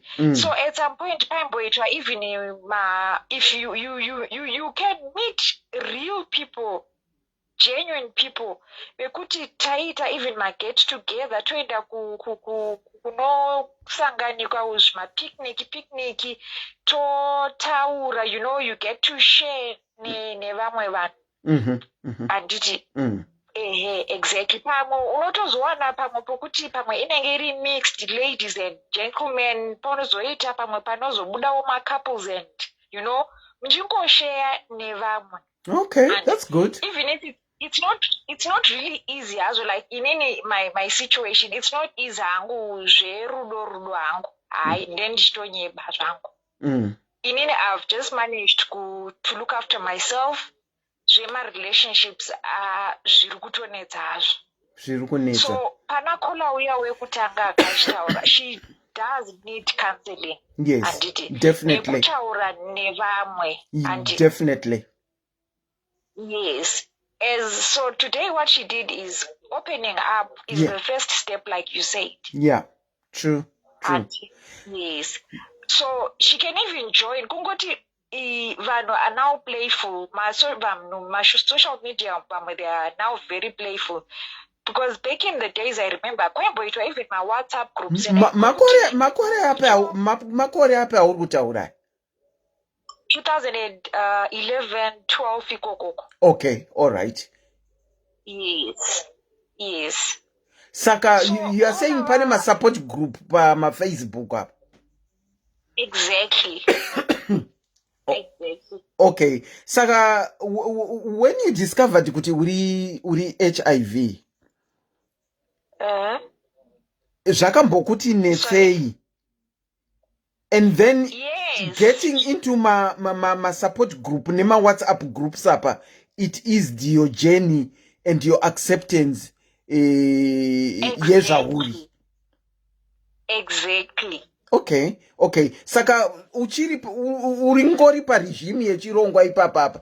Une nguva dzimwe dzaunombofila like giving up here kutora mapiritsi ako kana kuti une nguva dzaunombokanganwa here kana kuti kutotora kunokuaffecta here? Honestly, I have zvekuti giving up ndinenge ndichitonyeba. God has been in control. Okay. I've been taking my smarties angu mune zvakanaka.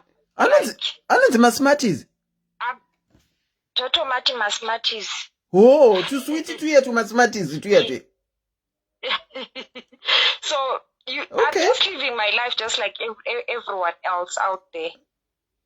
Because kuzvifunga unotozviwadzira stress, especially if you always think about it kuti ini ndakasiyana neuyu you are negative. Just live your life and iwe knowing ako kuti you take your medication nenguva. You know? Yes, that's all I want to say. Yes, thank you so much for sharing your story. It's so encouraging to someone. Although I would say kuti ku accepta kunzi unacho kunoti netsei, but urikuti wakaona ma support group awakawana akakubatsira. I'm sincere. Akawandisa. Okay, akawandisa, so she says. I'm sincerely hoping kuti varimo mu comment section tiri kuzvinzwira tega kuti kune zvimwe zvinotogona kubatsira zvakaita sema support group. Thank you so much for coming to share your story, caller. Okay. I wish you all the best in your love life. Yako yauri kuti inoti netsei and hopa kuti zvichakunakira. Okay, thank you. A very good night. Thank you for calling. Wow. Tinokuchingamidzai pachirongwa tambotaura zviya kanitofunga network ndiyo yanga iri kuita jealous. Network yanga iri kunetsa munenge maanani. You can go on, caller. Alright, inini ndine 40 years. Ndaansa kwanza ndikudzidzisa hangu kuna mama dzimanga. Saka ndoona kutongoti ndaupa 40 years. Saka ndandakaroorwa. Murume akafa muna 2017. Haana kurwara hake, akangoita accident apa atorapa 40. Saka kubva zvafa 2017 ndakabva ndangozvigariro handina kana kuzomboitawo zvandakaita, handina kana munhu andofanana naye. Sorry, caller, hold on. Can you hear our caller? My thumbs up if you can hear our caller. Can you hear the caller? Murkuvanzwa? Murkuvanzwa here, caller? Ko vanhu murkutukana mu comment section hanzi maita seiko? Makaisa pa loud here? Imbondibvisirayo pa loud tinzwa. Mabvisa? Much better. Ande inayo nyaya? Yeah, nani? Much better. Alright. Alright. Saka ndadaro ndakabva ndagara hangu. Then gore rineri muna April. May papa. Ndobva ndakazosanganawo nekamwe kaBen 10. Ndobva ndatongoti regai ngoziyo ngofaro zvenguva iyoyo. Ndobva ndatanga kutofambidzana nekaBen 10 kaya. Iro gore rinei? May, June. Iro gore rineri. June, July. Then muna end of July takuti August. Ndaita matanzas ndakatorwa ngoita zvekupirwa nechando. Ndakaenda kwadokta, dokta vandipa mushonga, vandanyorera mushonga antibiotics, vandapedza kosi ndadzokera futi hapana change. In fact manhingirikini maro akapora, pauro pabva apora, but ndakabva ndatanga kunzwa mwiri wangu kutongorwadza like mwiri wangu wese kutongorwadza handichazivi kuti papi ndakungorwadziwa bentenayo nemakore mangani bentenayo nemakore mangani ane 33 years. Alright. Okay. Saka ndakabva ndatanga kuswinyiwa zvezvekuswinyiwa mwiri munoziva kuswinyiwa munhu handiti samanyika munhu munoziva kuswinyiwa mukuziva kuvaviwa mwiri wangu zvekuti ndakaita kunge 3-4 days ndisingarari. Okay. Ndichiswinyiwa mwiri wese ndisingarari day and night. Ndadzokera futi kwadoctor abva anditi I can't point kuti chii but ngatingoita matest like ngota blood test and stuff obvangoitawo matest akaita obva azongoti tobva taita futi neHIV test. Okay. I was very confident kuti munoziva inini tori munhu ari very like ndakasimba ndatitomboropwa nguva yekuti ndaichitoitawo diet yekuti ndanyanya kusimba regai ndimbodzikira ndimbomhanya ndimbodyawo zvakanaka ndichita sei zvezvekuti ndingori ndaitozviona ndakagwinya ndakasimba ndiri munhu iye asina kana kuti ndingambofunga kuti ndinganzi kana kuti ndingaita HIV one day pakana musingazvifungiri skini yangu bho handina kana mapundu kumeso kana zvekuri ungamboti kana kuti zvekumboti ungambofungidzirawo zviya zvanongozivawo handiti isusu tinenge tichitarisa vanhu tine system yekumezha vanhu nemaziso kuti hauya anenge anorwarawo tichitarisa nemaziso ndo zvamaiitawo zvekumezha vanhu nemaziso. Exactly. Okay. Ndatori type yemunhu akadaro yekuti kungoona munhu akaondoroka kuti ndofunga wakurwara kungoona munhu ane skin yakati zhangarara kumeso kuti ndofunga wanorwara maitobatsirisawo kudaro. Ndaitodaro epapabva ndinotobvuma ndaitodaro zvezvemunhu anototarisa vamwe vanhu kungoti ndofunga wakurwara uchingodai but nini zvese izvozvo kwandiri bho handina kana problem yekuti kana even kana kurwara kwacho ikoko ndofunga ndakazopedzera kurwara kana kutonzwawo musoro chaiwo hamenoti rini handitozivi kuti rini pandakapedzera kutombozwawo musoro kungotiwo musoro wangu uri kurwadza handitozivi kuti rini but ndakazongorwara ipapo pakatanga matanzezi iwayo. Alright. Saka pandaitwa matest aya ndo pandakabva maresults abva azobuda paya ndokutoona kuti ndiri HIV. Ndakapererwa ndikati at some point ndakamboti imistake ndofunga hazvingadaro itori mistake ndofunga mushini wawo pane zvatoitika kuti ndapuwa maresults asiri angu ndozvandakafunga. Okay. But manje sezvo akanga andipa antibiotic ka2 saka akanga anditi maresults eblood vari kubuda achiri muprocess yekuti ari kulebhuka ndaakufanira kukubhukira kubig hospital kuti uende kunoitwa ndikubhukire specialist. Okay. Because inini handisi kuona kuti chii chiri kuitika but unofanira kuenda kuna specialist. Saka ndichimirira maresults ako ndofanira kukubhukira kuita kuti process yacho bosi zvinogona kutora nguva obva andiitira obva andibhukira ende paakandibhukirawo hazvina kutora nguva zvakabva obva ndatopuwa appointment kuti ndiende imwe yanga iri Friday and then Friday morning makuseni akanga anditi ndiende kuhospital koko kuna 8 ndisati ndaenda vafuma kunyora message chiti on your way kuhospital chiuya nekunoku ndopakabva ndaenda neko ndopakabva ndiudza maresults angu ayaya manje ndakazora ndoenda kuhospital kuya kuya ndaakutoziva maresults paya ndasvika kuhospital kuya ndobva ndaitwa handichazivi inonzi chii yekuti aingonditarisa mwiri wangu wese ndobva ndanzi doctor yobva afila obva anditi ndine malams amene mamwe malams akataura andinawo anga ari pai anga ari pahuro like pamutsipa not pahuro but pasaidi pamutsipa apa. Okay. Abva ati saka paakataura da paakanditi malams aya ari ndiri very worried nawo ndopa ndakabva ndatomuudza kuti doctor andikuudza kuti ndiri positive makuseinano nezvi obva anditi okay saka manje zvakutoita kuti ndite more worried because malams andiri kufila aya ndiri kufila as if maybe I'm not saying kuti icancer but ingangowe iri cancer saka tofanira kutokuita amene inonzi chii biopsy yekuta yaanopinza chigani wodi wachitora sembo mukati.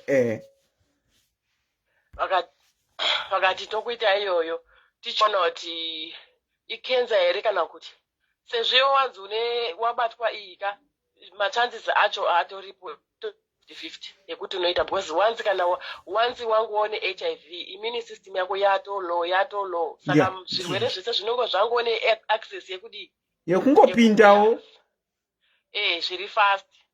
Andobva ndatoitwa matest aya paya obva atonditi okay tichimirira maresults aya ngati chirega tikutore inonzi CD4 yacho wozoenda kuclinic wozono wafana kutotanga unotoenda pamedication as soon as possible. Okay. Ndobva enda operatora CD what CD4 count. Obva anditi wozoenda kuclinic then kuclinic ndokochawana maresults eCD4 count but still wakutongofanira kutongonopuwa mushonga. Ndozvandakabva ndaita ndichisvika kuclinic kuya manje ndaakutsanangurirwa zveCD4 count iya ndaakutodzwa i200 vanzi 200 what zviya zvekuti ndobva ndamubvunza kuti saka zvinorevei akati zvinoreva kuti iri low very low. Okay. Ikati saka hulow hwacho hunoreva here kuti chirwere ichi ndingangoenda chibata papa because ndandakutarisa kubva zvandatanga kuita sexual active handitika ndobva ndati kubva papa apa kusvika apa ndo zvinoenderana here neCD4 count. Uyaya nesi akanditi hazvienderani chirwere ichi chatogara maurika more than an year chichiedzokera kumashure not 6 months dzauri kutaura hadzisiridzo. Saka zvakanditsa kuti saka kureva kuti nguva yese makore ese ndakanga ndichirarama ndine chirwere ichiri kana kuti pakafa munhu uyu changa chisati chabuda chikazosara chobuda here zvakambofamba zvaina nhasi ndidori nemubvunzo kuti handikwanisi kuzvipindura bosi kuclinic wacho wakati unfortunately hatikwanisi kutesta kuti wakachibata rini. I would want to think ndinokutekai back kuna guest wedu auya achitaura story yake kuti akabatwa chirwere 2002 hapana chaakaita nezvacho kana kumwa mapiritsi asi 2002 akatenga atochibatwa akuziva asi akazotanga mapiritsi I think at 2011. Kureva kuti unotogara makore akawanda kudaro so pasina kana problem. Ndichitaura nezvamataura ndakuona sekudaro nekutaurwa kwaitwa naguest wedu kuti unogona kugara zvinosiyana nemunhu.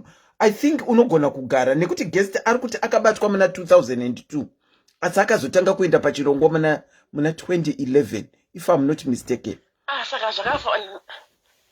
Saka ndizvo zvakafanana nenini nekuti ipapo ndatoni itori 3 months asi ndatokwanisa futi 3 months dzacho ndatopuwa mapiritsi but kurwara kwandakangoita ndakangorwara 2 weeks idzodzo dzandinotaura dzekutanga matanzezi idzodzo pazvatopera until now handina kuzomborwarazve kana kuzombozwa musoro kana chii nditongozaiti bhodhi yangu ndakangodzikira ipapo pacho pandakarwara 2 weeks idzodzo ndo pandakatoona kuti ndatomboti dzikirei but izvinezvi bhodhi yangu yadzokera pekare papo ndatoka iti sekare handina problem handirwara handidii but mapiritsi aya ndakutongomwa makutongomwa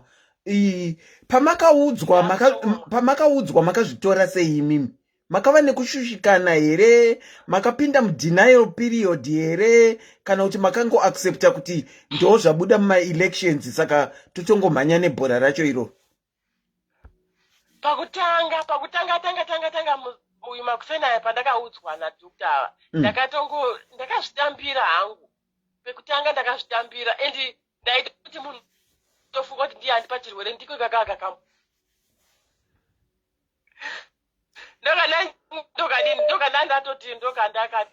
ndakuzviblema kuti chananga ndichatsvagawo chiko ndakangogara makore makanga muchatsvaga kamaidawo kusevhisa nyama idzi ndo zvamaida iye Benten makadzokera kwaari mukanomudza kuti ndo zvabuda musarudzo. Exactly ndakabva ndamuudza because zvakaitika kuti ndimudze pakutanga ndakamuudzira nyaya yekuti ndanga ndichifunga kuti ndiye handipa muri kuona ndisati ndaenda kuclinic ndikatomuudza iye inini like reaction yake haana kana kumboita stress zvendichionawo kana kuti akatoti kutoti zvitori hazvina basa, it's life, ndinogara chingozvidzidza zve-HIV as long as isati ya-AIDS hapana chinombonetsa, as long as ukangototora medication yako chichi unongoziva zvinongotaurwa nevanhu kuti unongorarama zvakafanana nevamwe chichi akutondidaro zvinoreva kuti possibility kekuti yaiziva kuti anayo kanga karipo. ndozvandakabva ndafunga kuti munhu uyu kakurelaxa ake asi obvious ndabva ndazvifudza kuti aiyo munhu uyu anenge anga achitoziva asi kuti anga asina kuzvitaura saka aitoziva. And then pandakazoenda kuclinic manje pandakazoudzwa kuti CD4 yangu pairi pacho ndobva ndanyatsakuona kuti uyu munhu haasiriye uyu obvious. Saka why anga nanhasi ndinongozvibvunza kuti why anga ari so calm like that. And ndakazomuti iwo enda unoteswa haswa akaramba akati ini handisi kuteswa ndichazonoteswa hangu not now hati munoona. Saka zvezvekuti ndakatomboti munhu uyu asi anoziva kuti hake ane chirwere kana kuti ndochiti anotya hake here kana kuti sezvinongoita vanhu vazhinji kuti munhu anongotya kana kuti chii handizivi. Saka muri mese here na Benton?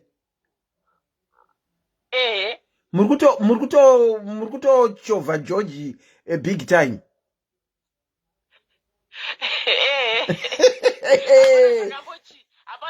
hapana chakachinja but inini ndakutya hangu zvezvekuti ndakutongomeka short and protected like because ndakutya kuti ndichitya kuti pamwe ndinozowedzera. handizivi hangu asi handizivi hangu asi handifunge kuti munowedzera. Saka makatanga musiri protected naBenton maakuzoprotecta iko zvino tanga tiri protected but zvezvekuti dzimwe nguva usinganyatsi kunyatsa kuita careful stereotype.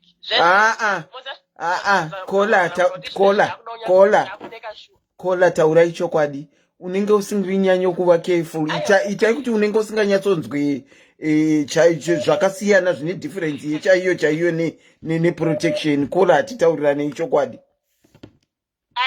Ichokwadi muri right papa Anselina zvekuti ndine like 2 or 3 times ndakanga ndamboita pasina. Uchinyatsoda kunzwa iyo pachayo ka. Manyatsoda kunzwa iyo pachayo. All right. Okay, saka after saka inini ndakazoona kuti vanhu vakawanda tinofamba hedu tichitoseka like munono kana unondonako kana comment section kana even mucommunity matinogara tinoseka vanhu kuti anomwa mapiritsi azodai haona kusimba kwaari kuita ari kusimba because ari kumwa mapiritsi because tinenge takamuziya akamborwara. Handiti munozoti kune vamwe vanhu vaya tinoziya kuti ningo yakatomborwara zvekuda kufa asi akazomwa mapiritsi akatozopika izvinezvo atosimba ane mahips totanga kuti kusimba kwemapiritsi uku handi munono ndo zvatinoita. Ndizvozvo but chandakazodzidza after experience yangu inini ndechekuti iwo munhu unogona kutofungidzira zviri nani munhu iyeye akatosimba nemapiritsi achitoziva status yake pane iwewe wakasimba kwacho zvese uri everything perfect but unonge uchitorwara uchifamba. One day paunozorwara ndopamunoona vanhu vakawanda.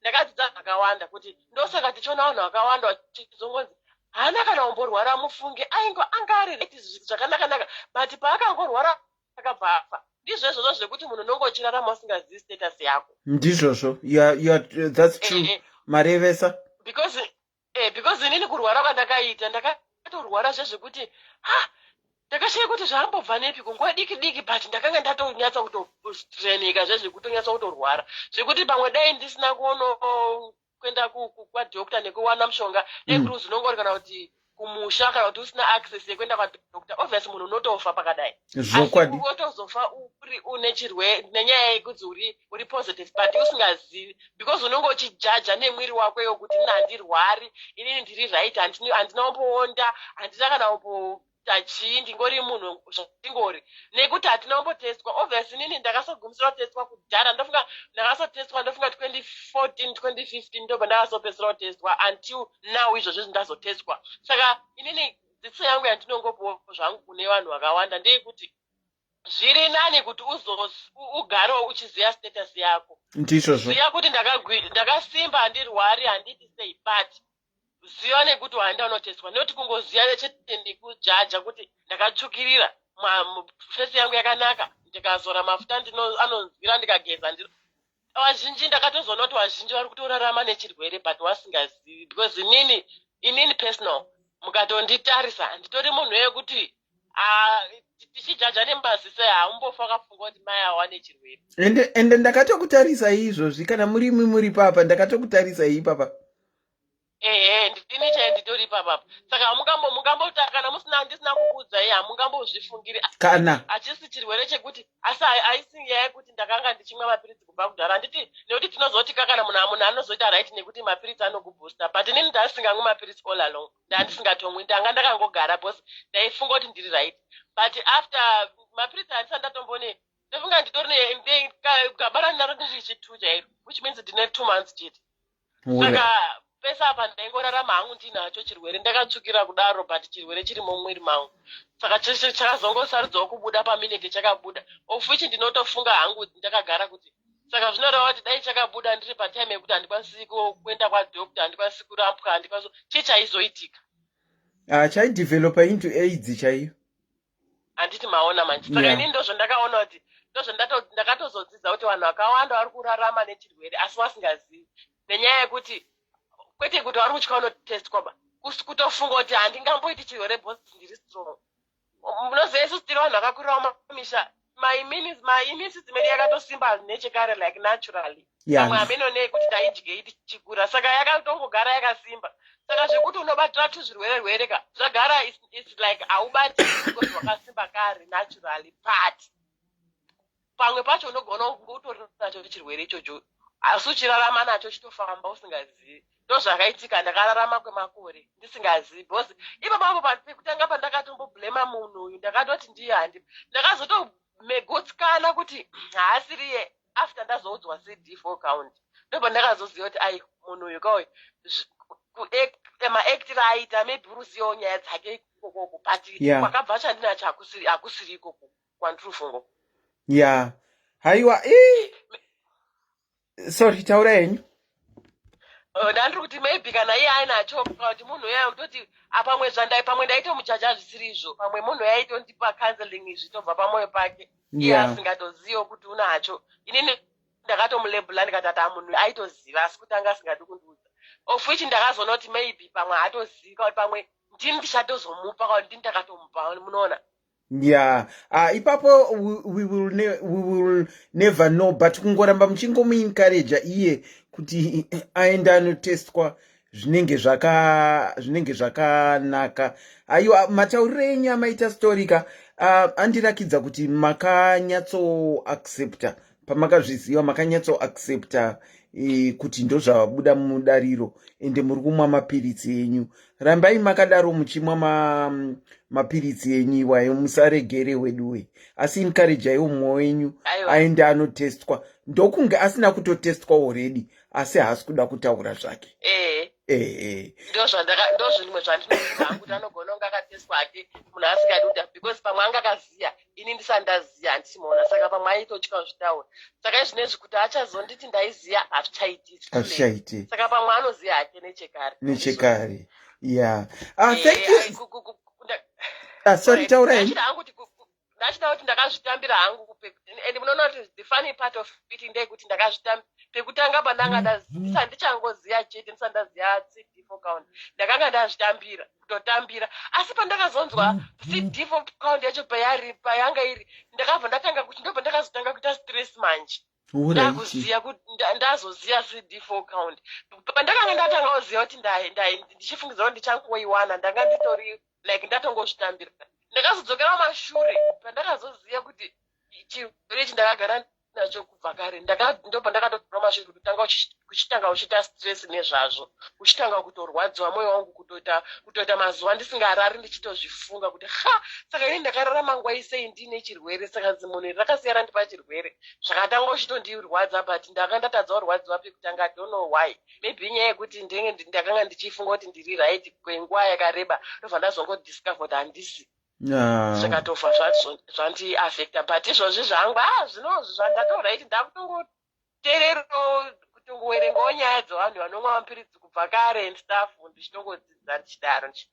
Aiwa, maita henyu nekushare story yenyu. As I said, kurudzirai Ben 10 kuti aenda anotestwa asi pamwe ari kutomwa nechekare. Thank you so much. Alright, makaita basa. Good night. Bye. Tinokuchingamidzai pachirongwa SIS MELLY's Diaries. Maswera seiko? Maswera seiko Auntie Selina. Taswera, muri murwendowo here rwatiri kutaura nezvarwo? I like this topic very much. You like it very much? I like this topic very much, yeah. Okay. It is my field, yeah. Inini ndikurarama ndinawo utachona.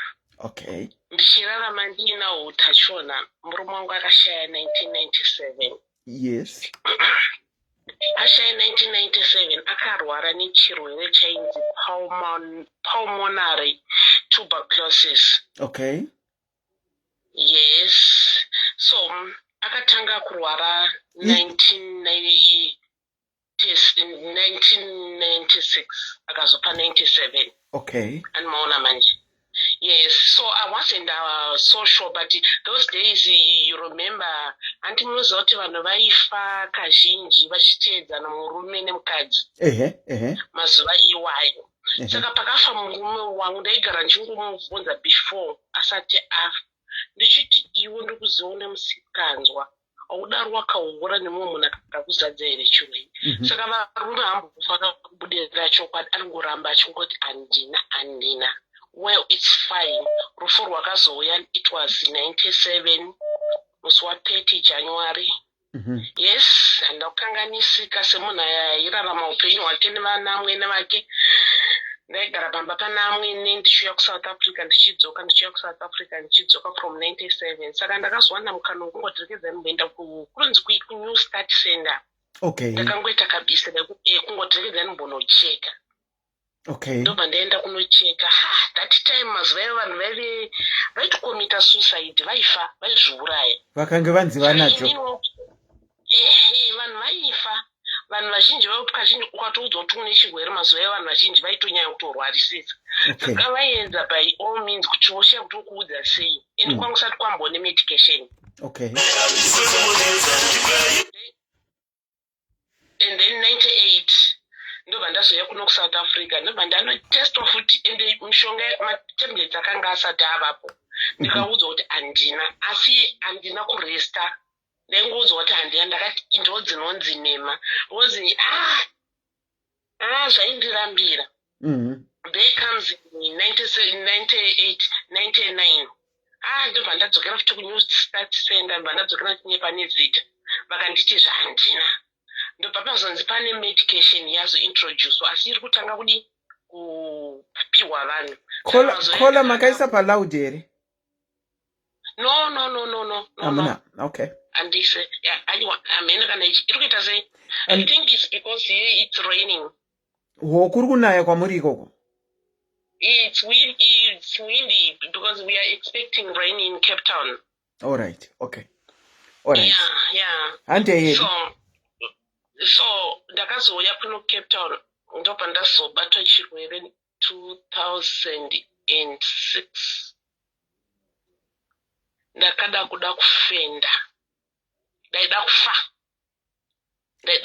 Ndakabuda ndichidikita unozoti unobvisa bhutsu soka.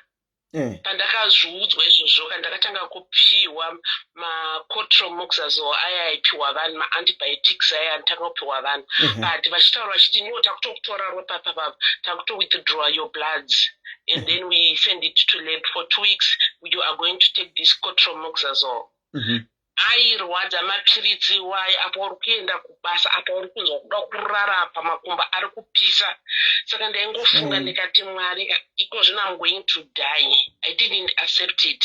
ndakarwadziwa ndikunyeperai. Oh, shame. Makotromoxazo airwa nemasoja emiri wangu. Hongi handina saini yandakaita miri wangu yekuratidza kuti ndave nediarrhea or any skin rash. Ndakandisina ndaingo munhu ari normal, but ndaingosuspecta kuti kufa kwomurume wangu soka.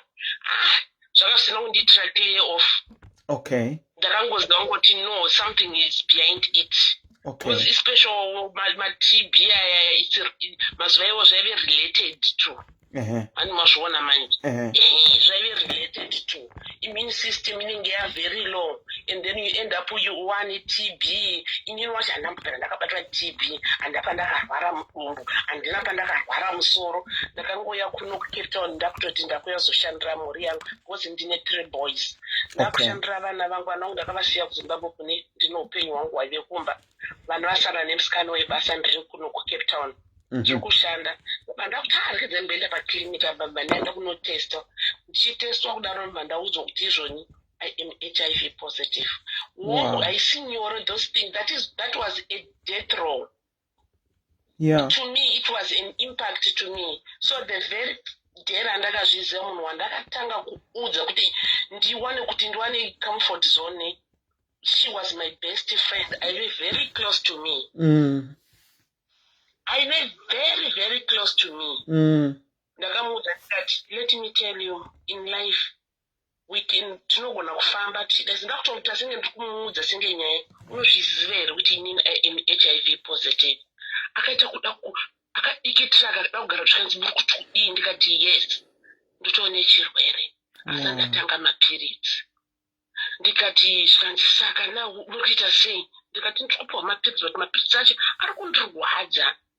Anondirwadza zvoko. Saka kubva ipapo pandakamuudza that person munhu wandakadisclose my status akabva atanga kuti look after me zvakanyanyisa. Aigara achinoda kundimonita, kuda kundizivisa kuti iko zvino ndamuka sei, ndarara sei, achingondiudzawo another side of life. Yes, ndakava strong, ndakadzokera futi ndikazonopiwa viral nhingi CD4 count yangu. It was up. Yakanaka. Ndikati better. Asi andainzwisisa. Inini ndaive kuda kunzwisisa kwakanyanya kwokuvhunza. Kana doctor chaiye ndaimubvunza kuti zvinomborevei kana uchinditi CD4 count. Unenge uchireva kuti kudii. Akanditsanangura zvikanzi no, yako is not at risk. Tikuona kuti mublood system mako munowanikwa mune chirwere chinonzi hepatitis B. Okay. But it can be cured. Ukatora medication yako. Ndikati chete like that. Zvikanzi you have got a hepatitis B. Ndikati ndigofunga herpes, ndakamboona vamwe vairwara neherpes. Ndakatanga kuti nai Mwari wekani ndigoita sei ndichishanda. Zvikanzi herpes irimo in your blood. Munhu wese anorarama neherpes in their blood system. But yours nekuda kwemasoja emiri yanga yatogaina access kwauri. Anoona manje. Saka ndobva ndangoti well doctor. Saka then what? Ndobva ndakupiwa medication. Saka medication yangu yanga yakasiyana nevamwe. Achi unozoenda paipepo kuti makupiwa medication taive neushamwa. MaSouth African, they are very lovely. They can disclose their status no matter what. Even muchifamba vanogona kutokuudza kuti ndakabatwa chirwere. Saka zvinokuita kuti newo ufutika ufeel welcomed to the community manje. Alright. Vakasungura maSouth African akasiyana nemaZimbabweans. MaZimbabweans anotokutarisira pasi, zvinotozokudrena iwo zvotozopesa wakutozozviuraya. Stress cheche aukwanisi. MaSouth African akasungunuka. Patinenge tichifamba tichienda kubasa, waingonzwa chifamba shamwari inini. Iko zvinoti doctor akanditi ndine HIV. Toshe kuti kwari kundiudzireko. Zvese izvozvizvi. Iwo entertainer because maSouth African vakaita senge like vana. Vanoda kudiwa. Saka pakutaura kwaita kwaipa healing session kwandiri. Asi inini kuti nditaurawo status yangu manje. Ndaibva ndapa iye comfort zone manje. Ndokuti zvinoitika ngwani kana kufa chaiko kana nhasi vanhu vangani vafa neaccident.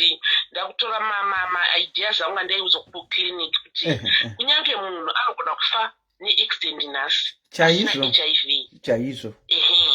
Saka izvozvo down the line ndinoda kukudza from 2006 tikaverenga makore nhasi kusvika pandiri panapa, I'm going to be 50 in December. Ndakatochinjirwa mapiritsi last month. Mane 14 years muchirarama nekumwama. Yes. Well done. Yes, I think you are seeing me. I'm going to one profile picture. Murora wangu ni mzukuru wangu. Wandaisa expecta kubata nchingofunga kuti andioni murora wangu kana vazukuru wangu. Wo muzukuru wenyu uyo.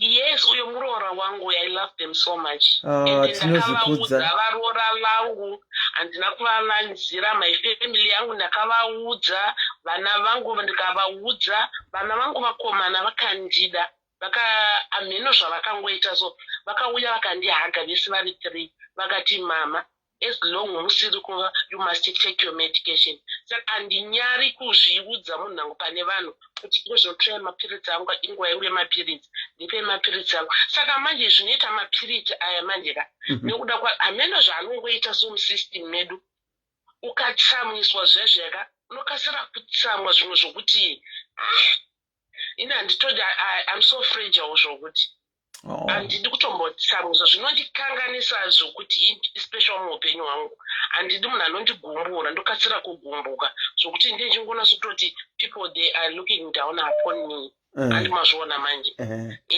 Saka down the line ndiri haiti ndiri healthy zvokuti aiwa zvokuti mukatondoona ndakangoita semi ndakangofanana nevamwe vanhu and handina chokuti ndinorutsa kana kuti ndoita sei. Pandakachinjirwa matablets last month ndakabvunza kuti why, because pandakanga ndatorwa ropa zvikanzi you are looking after yourself. Zvaurikuita looking after yourself, saka doctor atizvo ndikuchinjirai mapiritsi. Saka ukaramba uchimaintaina this status, I think ameno paupenyu hwako, upenyu hwako hukuprogressa zvakanyanyisa. Maona manje. Saka ndakavabvunza ndikati, saka am I supposed to worry more about my CD4 count? Doctor akanditi no, CD4 count haina kana nebasa. Chinokosha i-viral load. When viral load, saka most of the people they monitor their CD4 count than to monitor their viral load. Viral load unokasira kufa yadzikira kana kupirisa. Pane rate yavanofanira kuposhena nayo kuziva kuti unofanira kuti ungochera ropa as a normal person asina chirwere. Yes, zvinhu zvandaisatoziva zvokutoti ini ndaive more focused ne-CD4 count. Kuti vana doctor azondiudza kuti no, CD4 count haisitorina nebasa, only ine basa zvai kune vamwe ya mastatus azinotiwa kutota senge maturity uri munhu ari wakuzvigamuchira and then unoziva zvakaita kuti zvinenge zvakamira sei. Iyo viral load inokosha. Saka iko zvinonangwa ndichitorwa ropa first of all ndotanga kubvunza kuti let me see ndotora file rangu ndotarisa viral load yangu kuti yakamira sei. Iko zvinoitonzi non-detergent. Non-detectable. Detectable, yes. Non-detectable. Chirungu katinoneti. Aiwa, tinodzidzira tese. You are okay. You are okay. Non-detectable. Achimuruzviona. Saka pandakanzi non-detectable pandakachinjirwa medication yangu. Saka mapiritsi angu iwaya ndikatoda kudai kurinzi ndakachinzi ndinowana offline name ndaikuti akatoprindwa kunzwa iso kunzi you are off risk.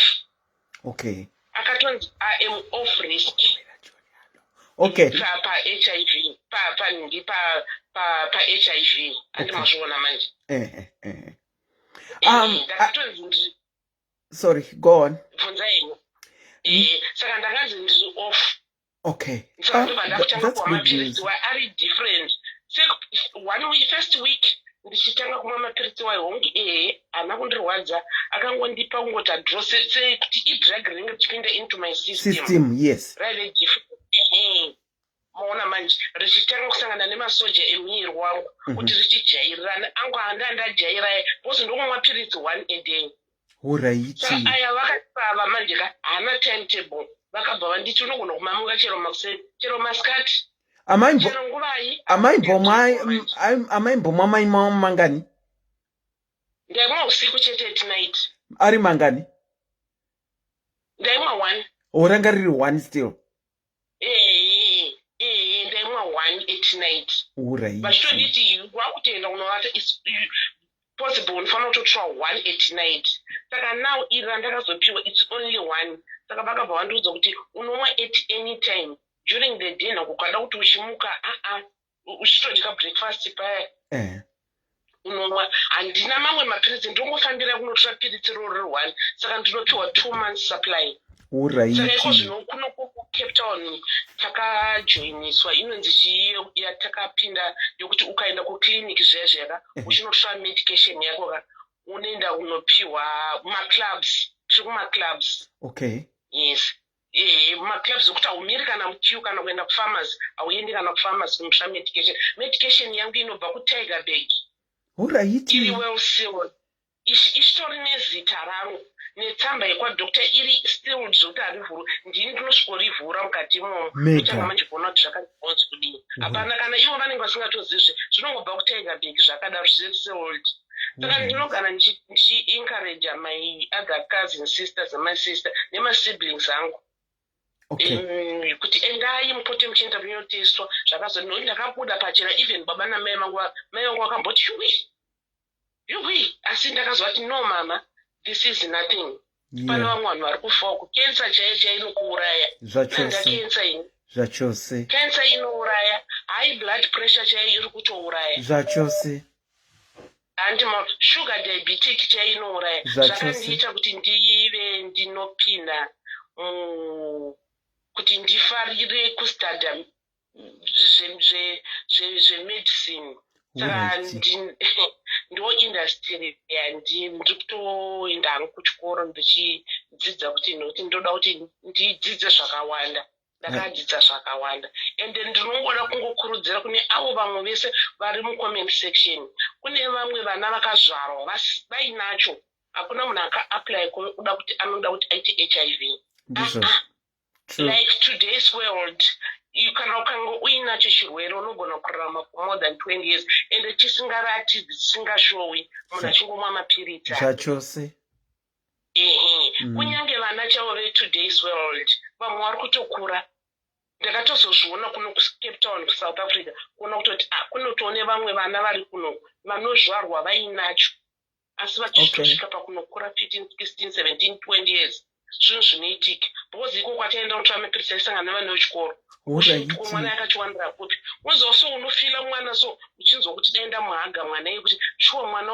life yake inoze asi akazvigamuchira why not saka ndakazviona ndikati no problem isusu mazimbabwe tinotarisira vanhu pasi ndotaura hangu ndichidaro isusu mazimbabwe tinotarisira vamwe pasi ndikaudza munhu kuti ini am HIV positive havandibati zvakanaka instead yokuti vandigamuchire nestatus yangu and then tongozongoti tese tagara tiri kungofa animaona manje tagara tiri kutongofa hapana anonzi anorarama we are living temporarily on the world on this world zvokwadi alright ndinotenda Anselina. Thank you so much. That was very enlightening. You spoke semunhu aka-accepta aka-embracea zvaari. You told us you are 50 years old and you have been taking your medication for the past 14 years. And wataura zvekuti kwaunogara kuCape Town ma-South Africans havanyari kutaura about it. It's only vanotoshedzera. It's only when you go to our community where there is so much stigma. I guess they look down upon me. They look down upon you.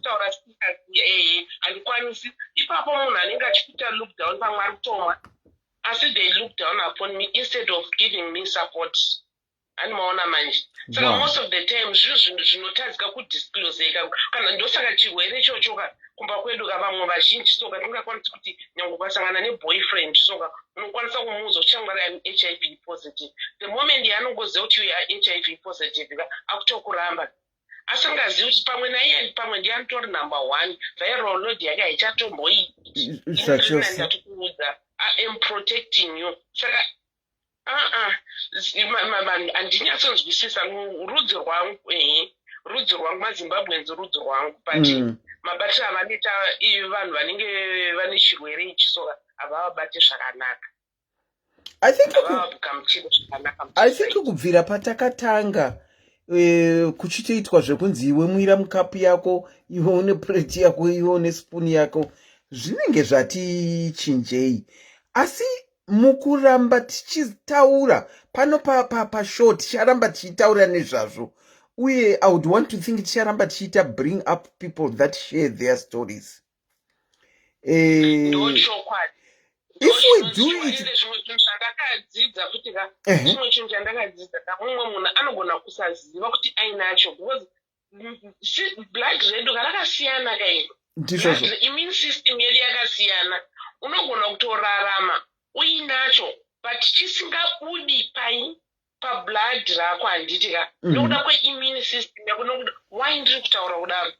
Nhasi arara naJohn, mangwana arara naGilbert, mangwana ana Tawanda, mangwana ana Takunda, abereka vana wedifferent kunge manufacturing, different manufacturing companies. Ipapo down the line uchibereka vana ivavo azvishamisa unogona kuchikambura. Anomaona manje. Asi chorega kubudikira kuve visible. Zvokutoti akatenda kuhospital chef anonge asingatochiwani chisingawanikwi.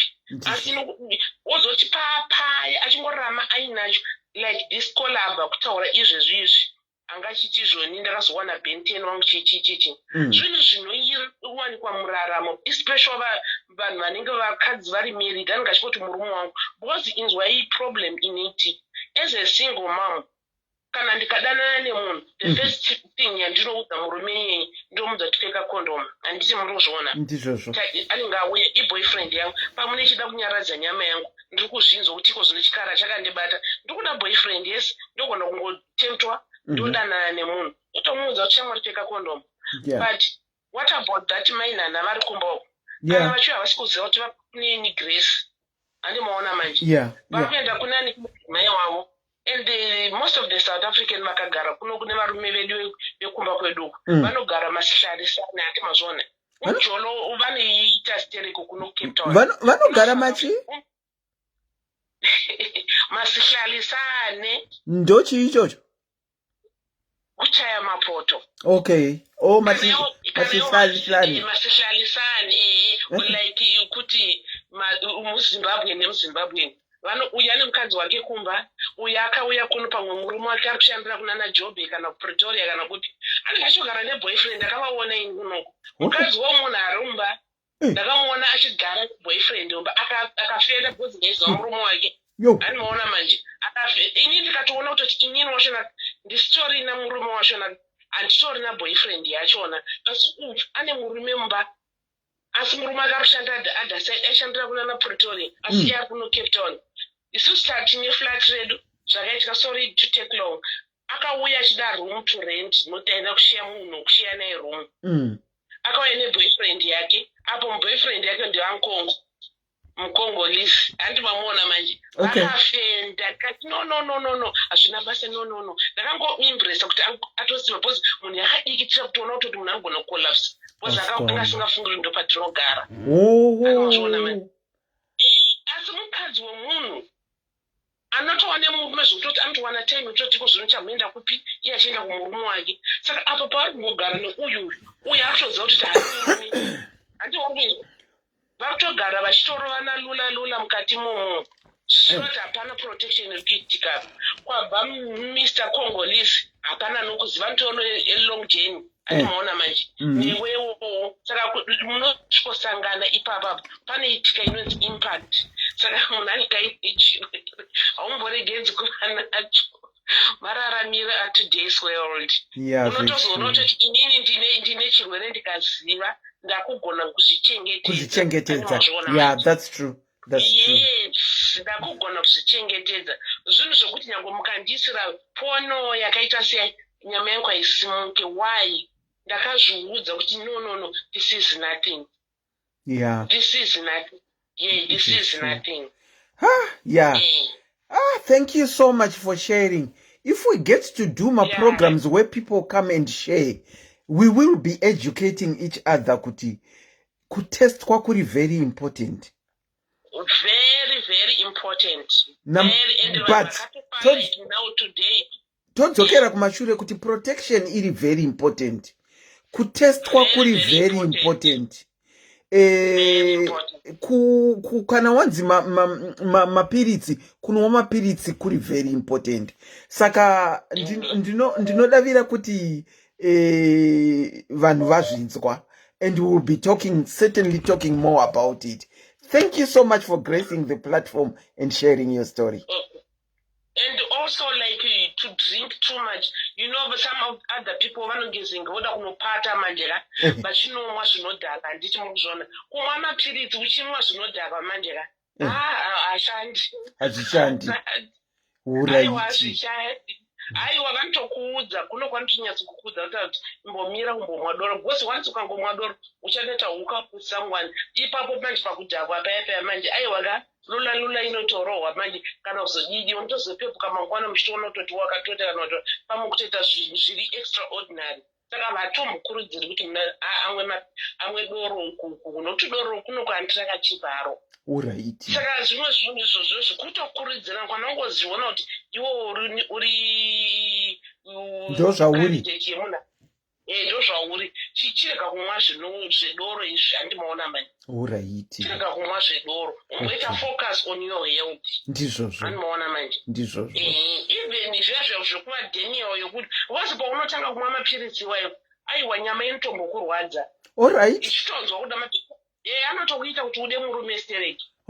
Mazo ekutanga kwasaita zvakangwara unonzwa zvichisimuka unonyatsonzwa kuti now I need my blood is seeking for that. Unonzwa kuchitamba kuchidokwaira.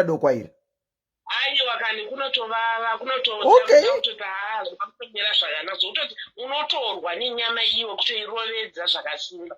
Zvokutoti unochitonzwa serezi unochitonzwa kutoti please. Wazi masoja aya anenge achirwa necortisol monoxazole yayatechipiwa kaya. Okay. And it's an antibiotic. Alright. Saka manje yozonge yamusystem mako manje unozokutongonzwa kuti kunhasi ndikunyatsonzwa kuda John chaita ende ndoda John ane tsinga. Okay. Manje zvinoitika, that is natural. Tiri vanhu tiri kurarama. But zvinhu unofanira kungozviudza kuti no. Zvamufanana netoilet ukangonzwa weiti zvezve ukangoidzwa kuti hapana toilet haupindi unonzwa weiti ichidzokera mukati. So unongozviudza kuti no, I don't want to have a boyfriend. That's it. Utoona zvichitoda kanyama unoona yanyarara wanyama inoudzwa inoteerera. Asi nyama ine nzeve. Kola, thank you so much for sharing your story. Ticharamba tichingoti here and there tinobata maprograms iwayo so that tinoita tichirovedzera tichasvikako chete. Hanzi vana vembwa vasvinurirane pamwe chete. Saka tinosvinurirana pa different times. Thank you so much for sharing your story and a very good night. Thank you.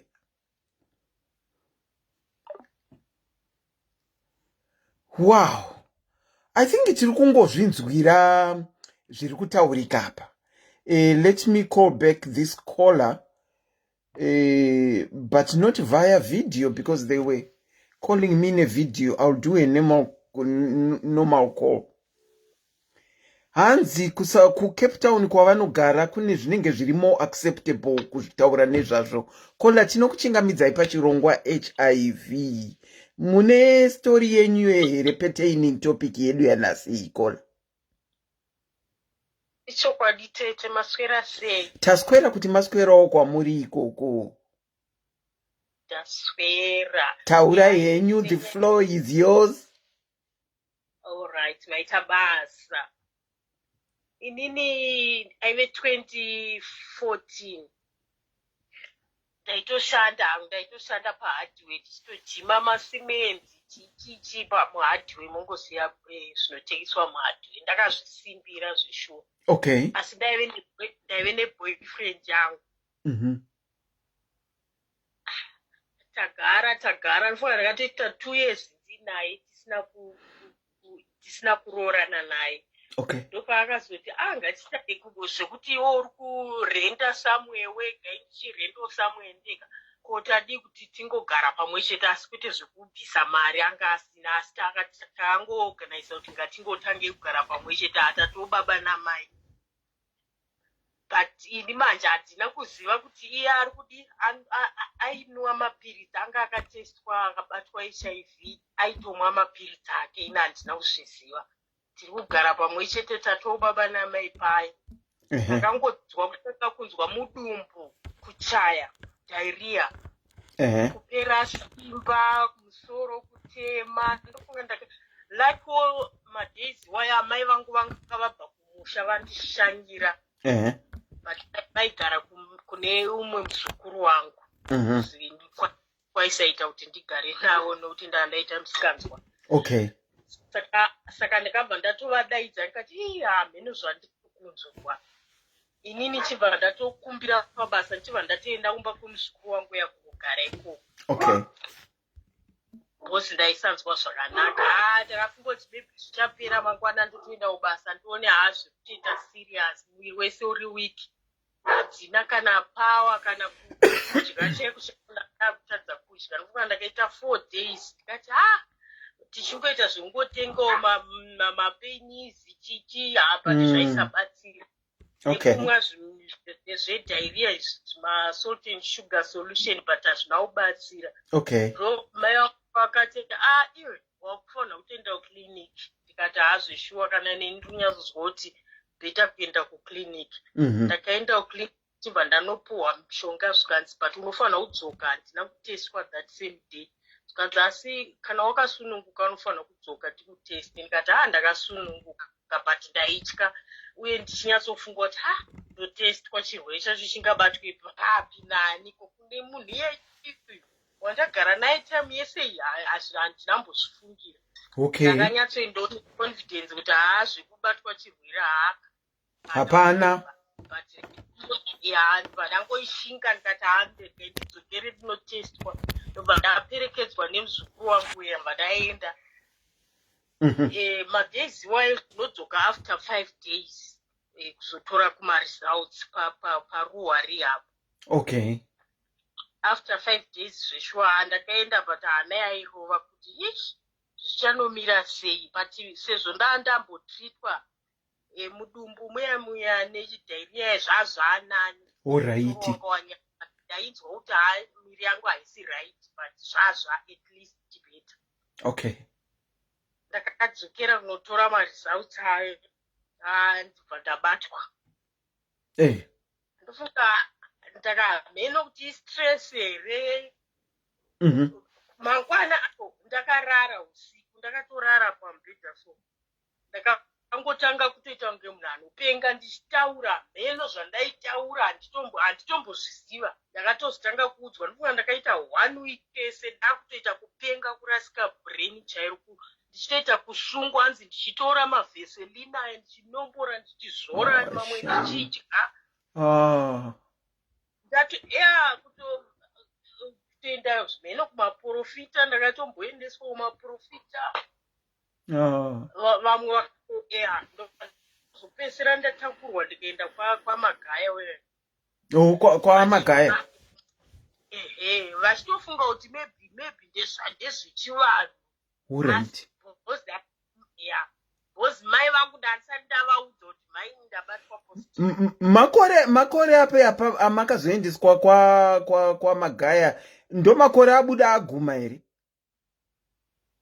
Aguma ndopi? Aiwa, makore abuda aguma ikoko kwamataura uku yainzi inorapa HIV.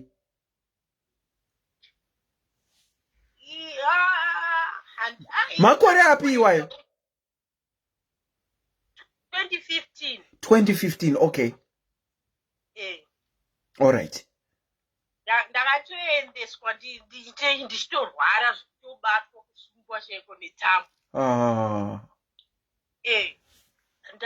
Ndaudzwa maresults saka handizive kuti teve stress yemaresults kana kuti kwaitongorowo kurwara handitozive nazvo ndotombonyatsozvifunga but ko chiko chakambonyatsoi ndairwara neipaipa zvinonyatsondiedza.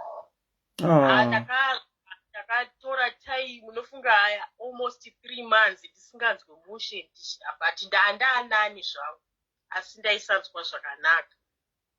Okay. Ndobva apo ndakuchitreatwa manje ndapa treatment kumwa hangu mishonga yangu ndopa ndakazotanga kupika at least. All right. Akadzi yanguwo ndinesi. Okay. Saka akazoti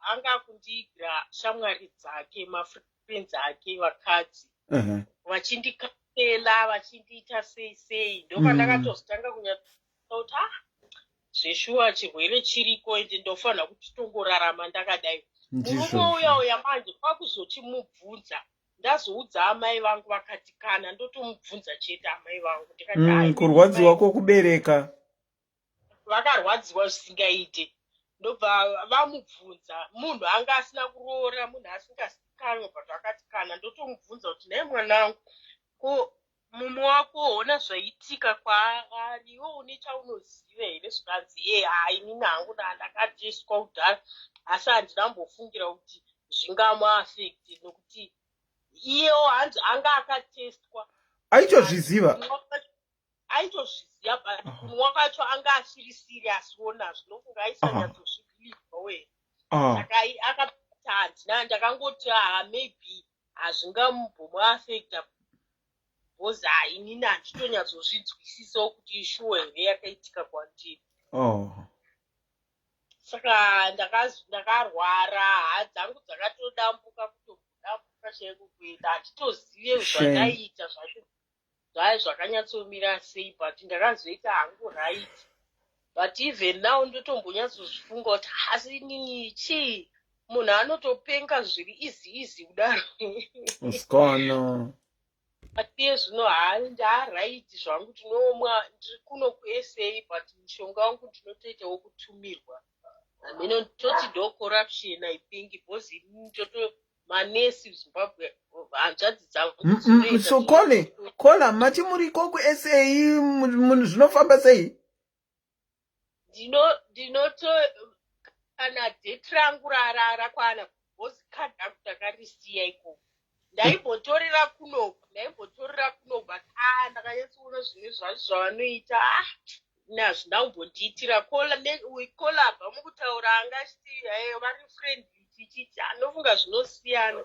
Inini handidi kunyepa kubhinoni ndokwandaenda unenge wakumbira pabasa kuenda hamene kuti vanoona kuti uri muforena here kana kuti chii vaingodhileya ngokusevha ndobva mwemu ndakatosiya basa rangu nenyaya yekuenda unokolekta mishonga kubhinoni achingodhileya nesi achisevha vamwe achingoti hanzi failo rako hatisi kuruona ndakanzwa hasha ndikati nindoita sei apo unenge waudzwa nemurungu kuti unofanira kudzokawo time yakana na 12 wodzoka usvikoshandawo half day ndofunga ndakadzoka musi wokwato kuma4 chingodhilewa saka kubva ipapo ndakaona kuti bheta ndipote ndichitorera mushonga wangu straight from kumba saka hanzvadzi dzangu dzinoenda dzinononditorera mushonga kukliniki kwedu vondiisira kana mabhazi ndototambira mushonga wangu after 6 months ndozvandinoita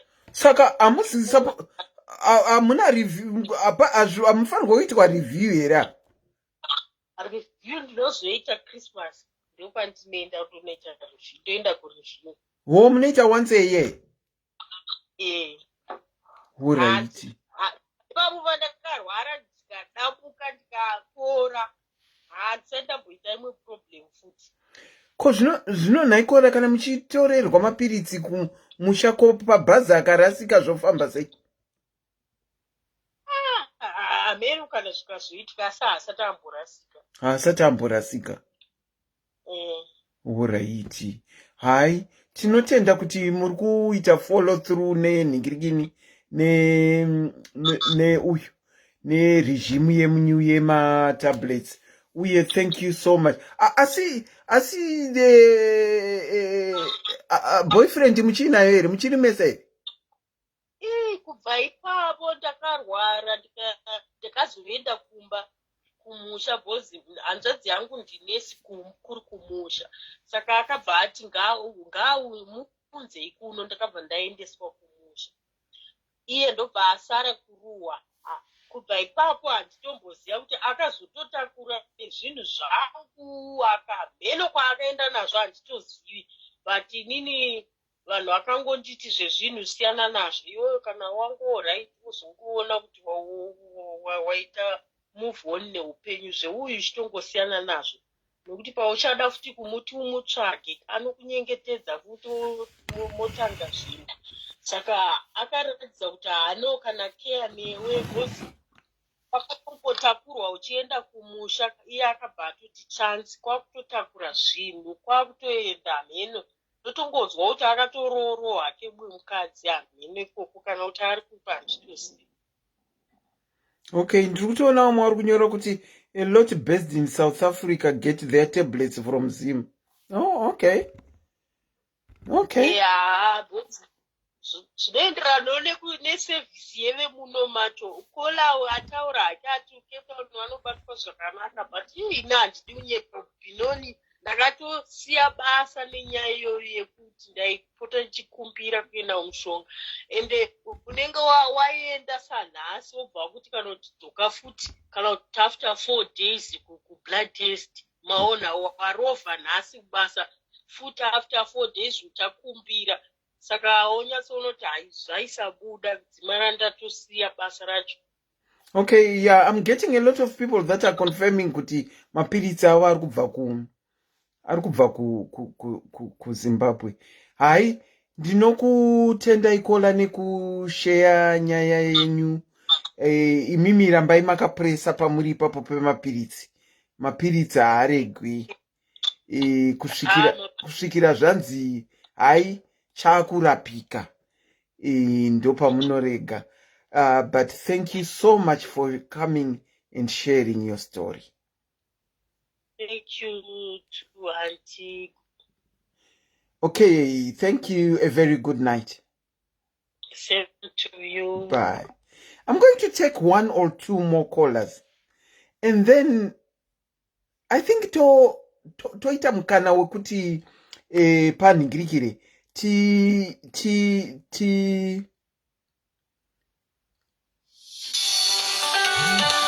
tivhure futi chirongwa ichi.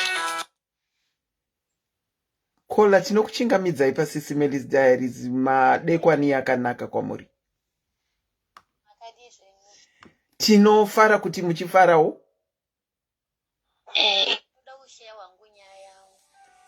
Taurai zvenyu.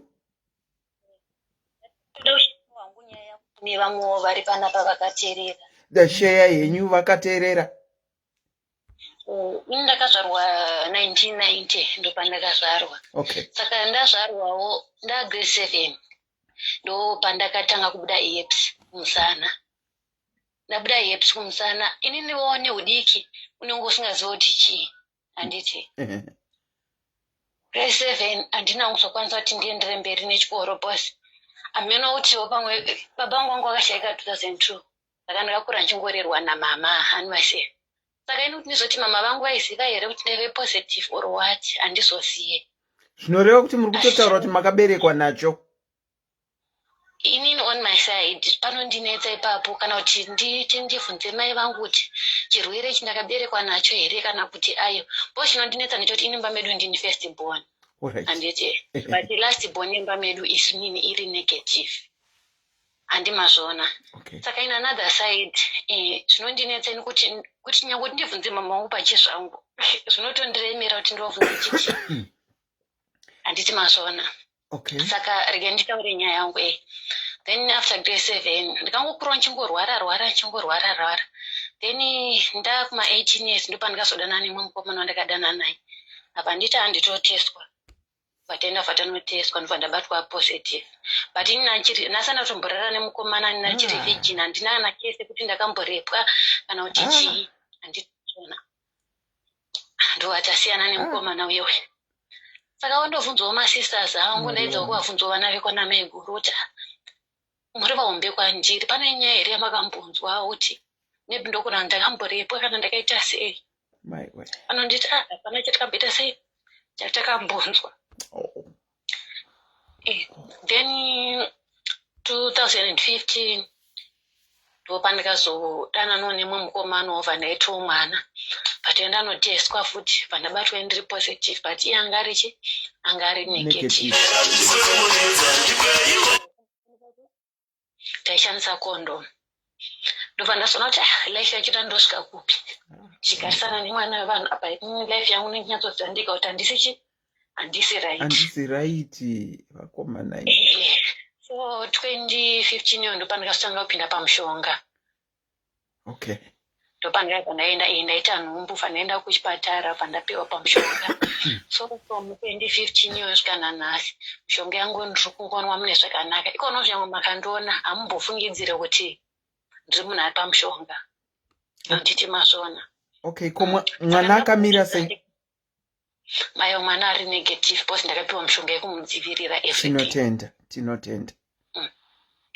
Saka ndongoti kune avo vari pachirongwa musanyari kunwa mapiritsi chingozvigamuchira kuti ndo zvirimo muupenyu hwako handiti ungozvinwa mapiritsi ako unorarama upenyu hwakanaka wodyiwa chikafu chiri healthy.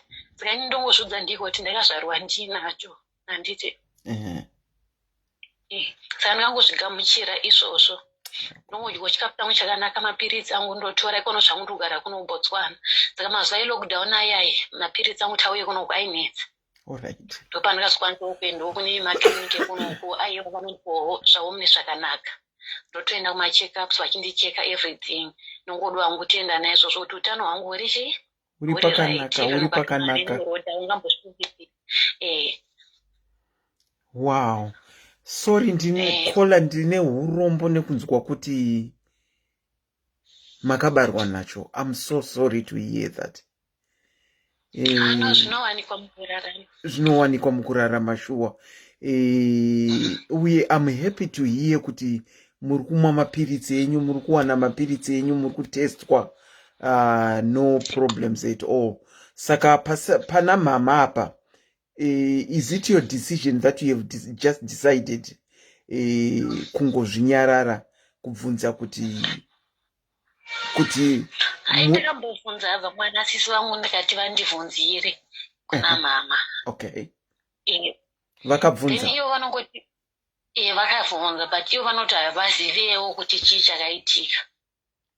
Because iyo vanochitaura iyo vanoti ivo vanga vari right. Ndo mataura vanoita. Saka ini kuti ndizovafese kana kuti ndega ndangofila kunge amino handimazvona. Saka ndangosvikamuchira kuti amino. Saka dzimwe nguva dzimwe nguvawo ini ndombofungidzwa kuti asi kuti mai vangu havasiro mai vangu. Zvimwe zvanoenda kuti asei ndakufungawo ndega wangu but unozongoto amino Mwari ndo amafungiro enyu. Asi mukukura kwenyu vakakura vachikubatai any different here nevamwe vana? Ini nangu vakandikura vachindibatawo zvakanaka. Itsoni kuti pandikasvika grade 7 ndopa vakabva kuti handina mari kuti uende kupi ndotoendewo chikoro ndobva ndagumira ipapa but vamwe vese vakaita sei vakaenda nditi mazvona. But anyway haisi nyaya zvebosi semunhuwo ndikazokurawo zvangu bva ndatsvagawo mari yangu nekushandawo. So izvezvi ndakuzvitroma mumabhizinesi angu ndichiti upenyu hwangu haushoreke zvokuti haungambosvingidzira kuti munhu akaperera ndakaperera grade 7. Aiwa, tinozvikudza Kola. It's your choice kuti muruda kuti zvingogara zvakadaro. You have accepted it. Saka we do respect your choice.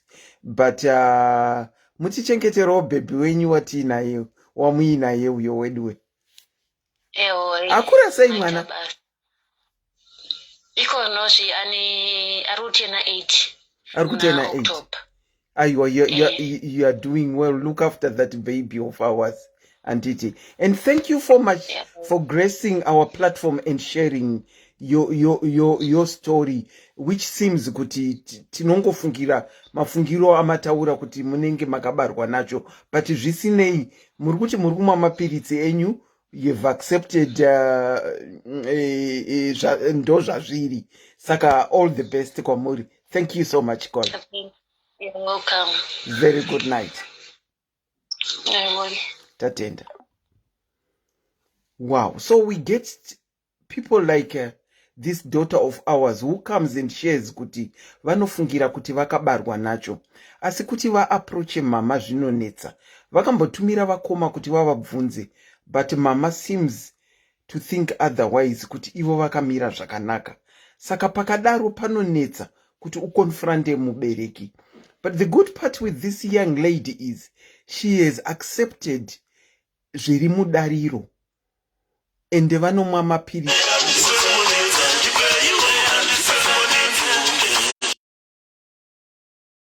South African caller who is continuously calling ndichimukata, but it seems they are not getting it kuti ndiri kuvakatirechi. Number is pinned below, but I am about to close down.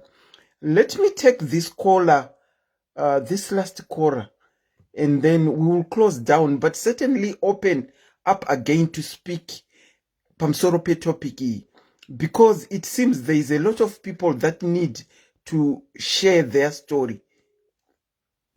The guy chinzwe kuti kola vanotidaira hera kana kuti kwatoo kunze koonoedza kwavari ikoku kunofanirwa kunge kuri kunze koonoedza ndizoti vachatidaira here.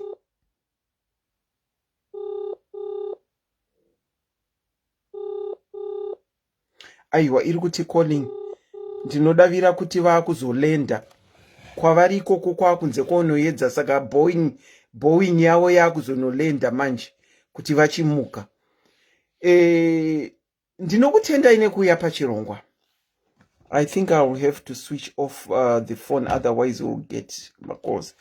Ndinokutendai pakuuya pachirongwa nekuteerera chirongwa, tichipakurirwawo nevavo vari mujeni yavo yekufamba ne-HIV. Chida uri mumwe wevanhu vasingatozivi kuti vakamira sei, kana kuti vanosuspecta kuti mamiriro avo haana kunaka. For people like these who came and shared their stories, tiri kuti vatrigewo avo vanofungira kuti pamwe vanacho, kana kuti vasingazive mamirire avo, kuti vaende vanotestwa. Chakanakira kutestwa izi, mazuva ano ukaziva zvauri, unopiwa matablets ako aunogona kurarama nawo uchinwa. And uye kuunza maprograms akaita se-HIV yataunza iyi, toda kutraya kuti pakati pedu semaZimbabweans, that stigma iyoyo tinge tiri tinoibvisa. Asi hatisvinurirane pamwe chete. Vamwe vacharamba vakasaririra muzivo yavo nekuseka vanhu vane HIV. Vamwe vachazvibata vakachinja. Vamwe chida neprogram yatoitoita izvozvo iyoyi, musi weMonday chaiyo vakuenda kunotestwa. Ndinongokurudzira kuti munhu ziva zvauri, uzive mararamiro. Endai munotestwa uye mugare makatestwa. Asi zvandinoda kutaura ndezvekuti HIV inouraya, cancer inouraya, zino chairo rinouraya, chirwere chese chinouraya. Saka it's not only HIV that kills, but it's only the stigma yatiinayo. Tikanzwisisa kuti chese chirwere chinouraya, zvinenge zvatinakira. Tinosangana zvakare paimwe program tichikontinya nevachada kushare mastories avo.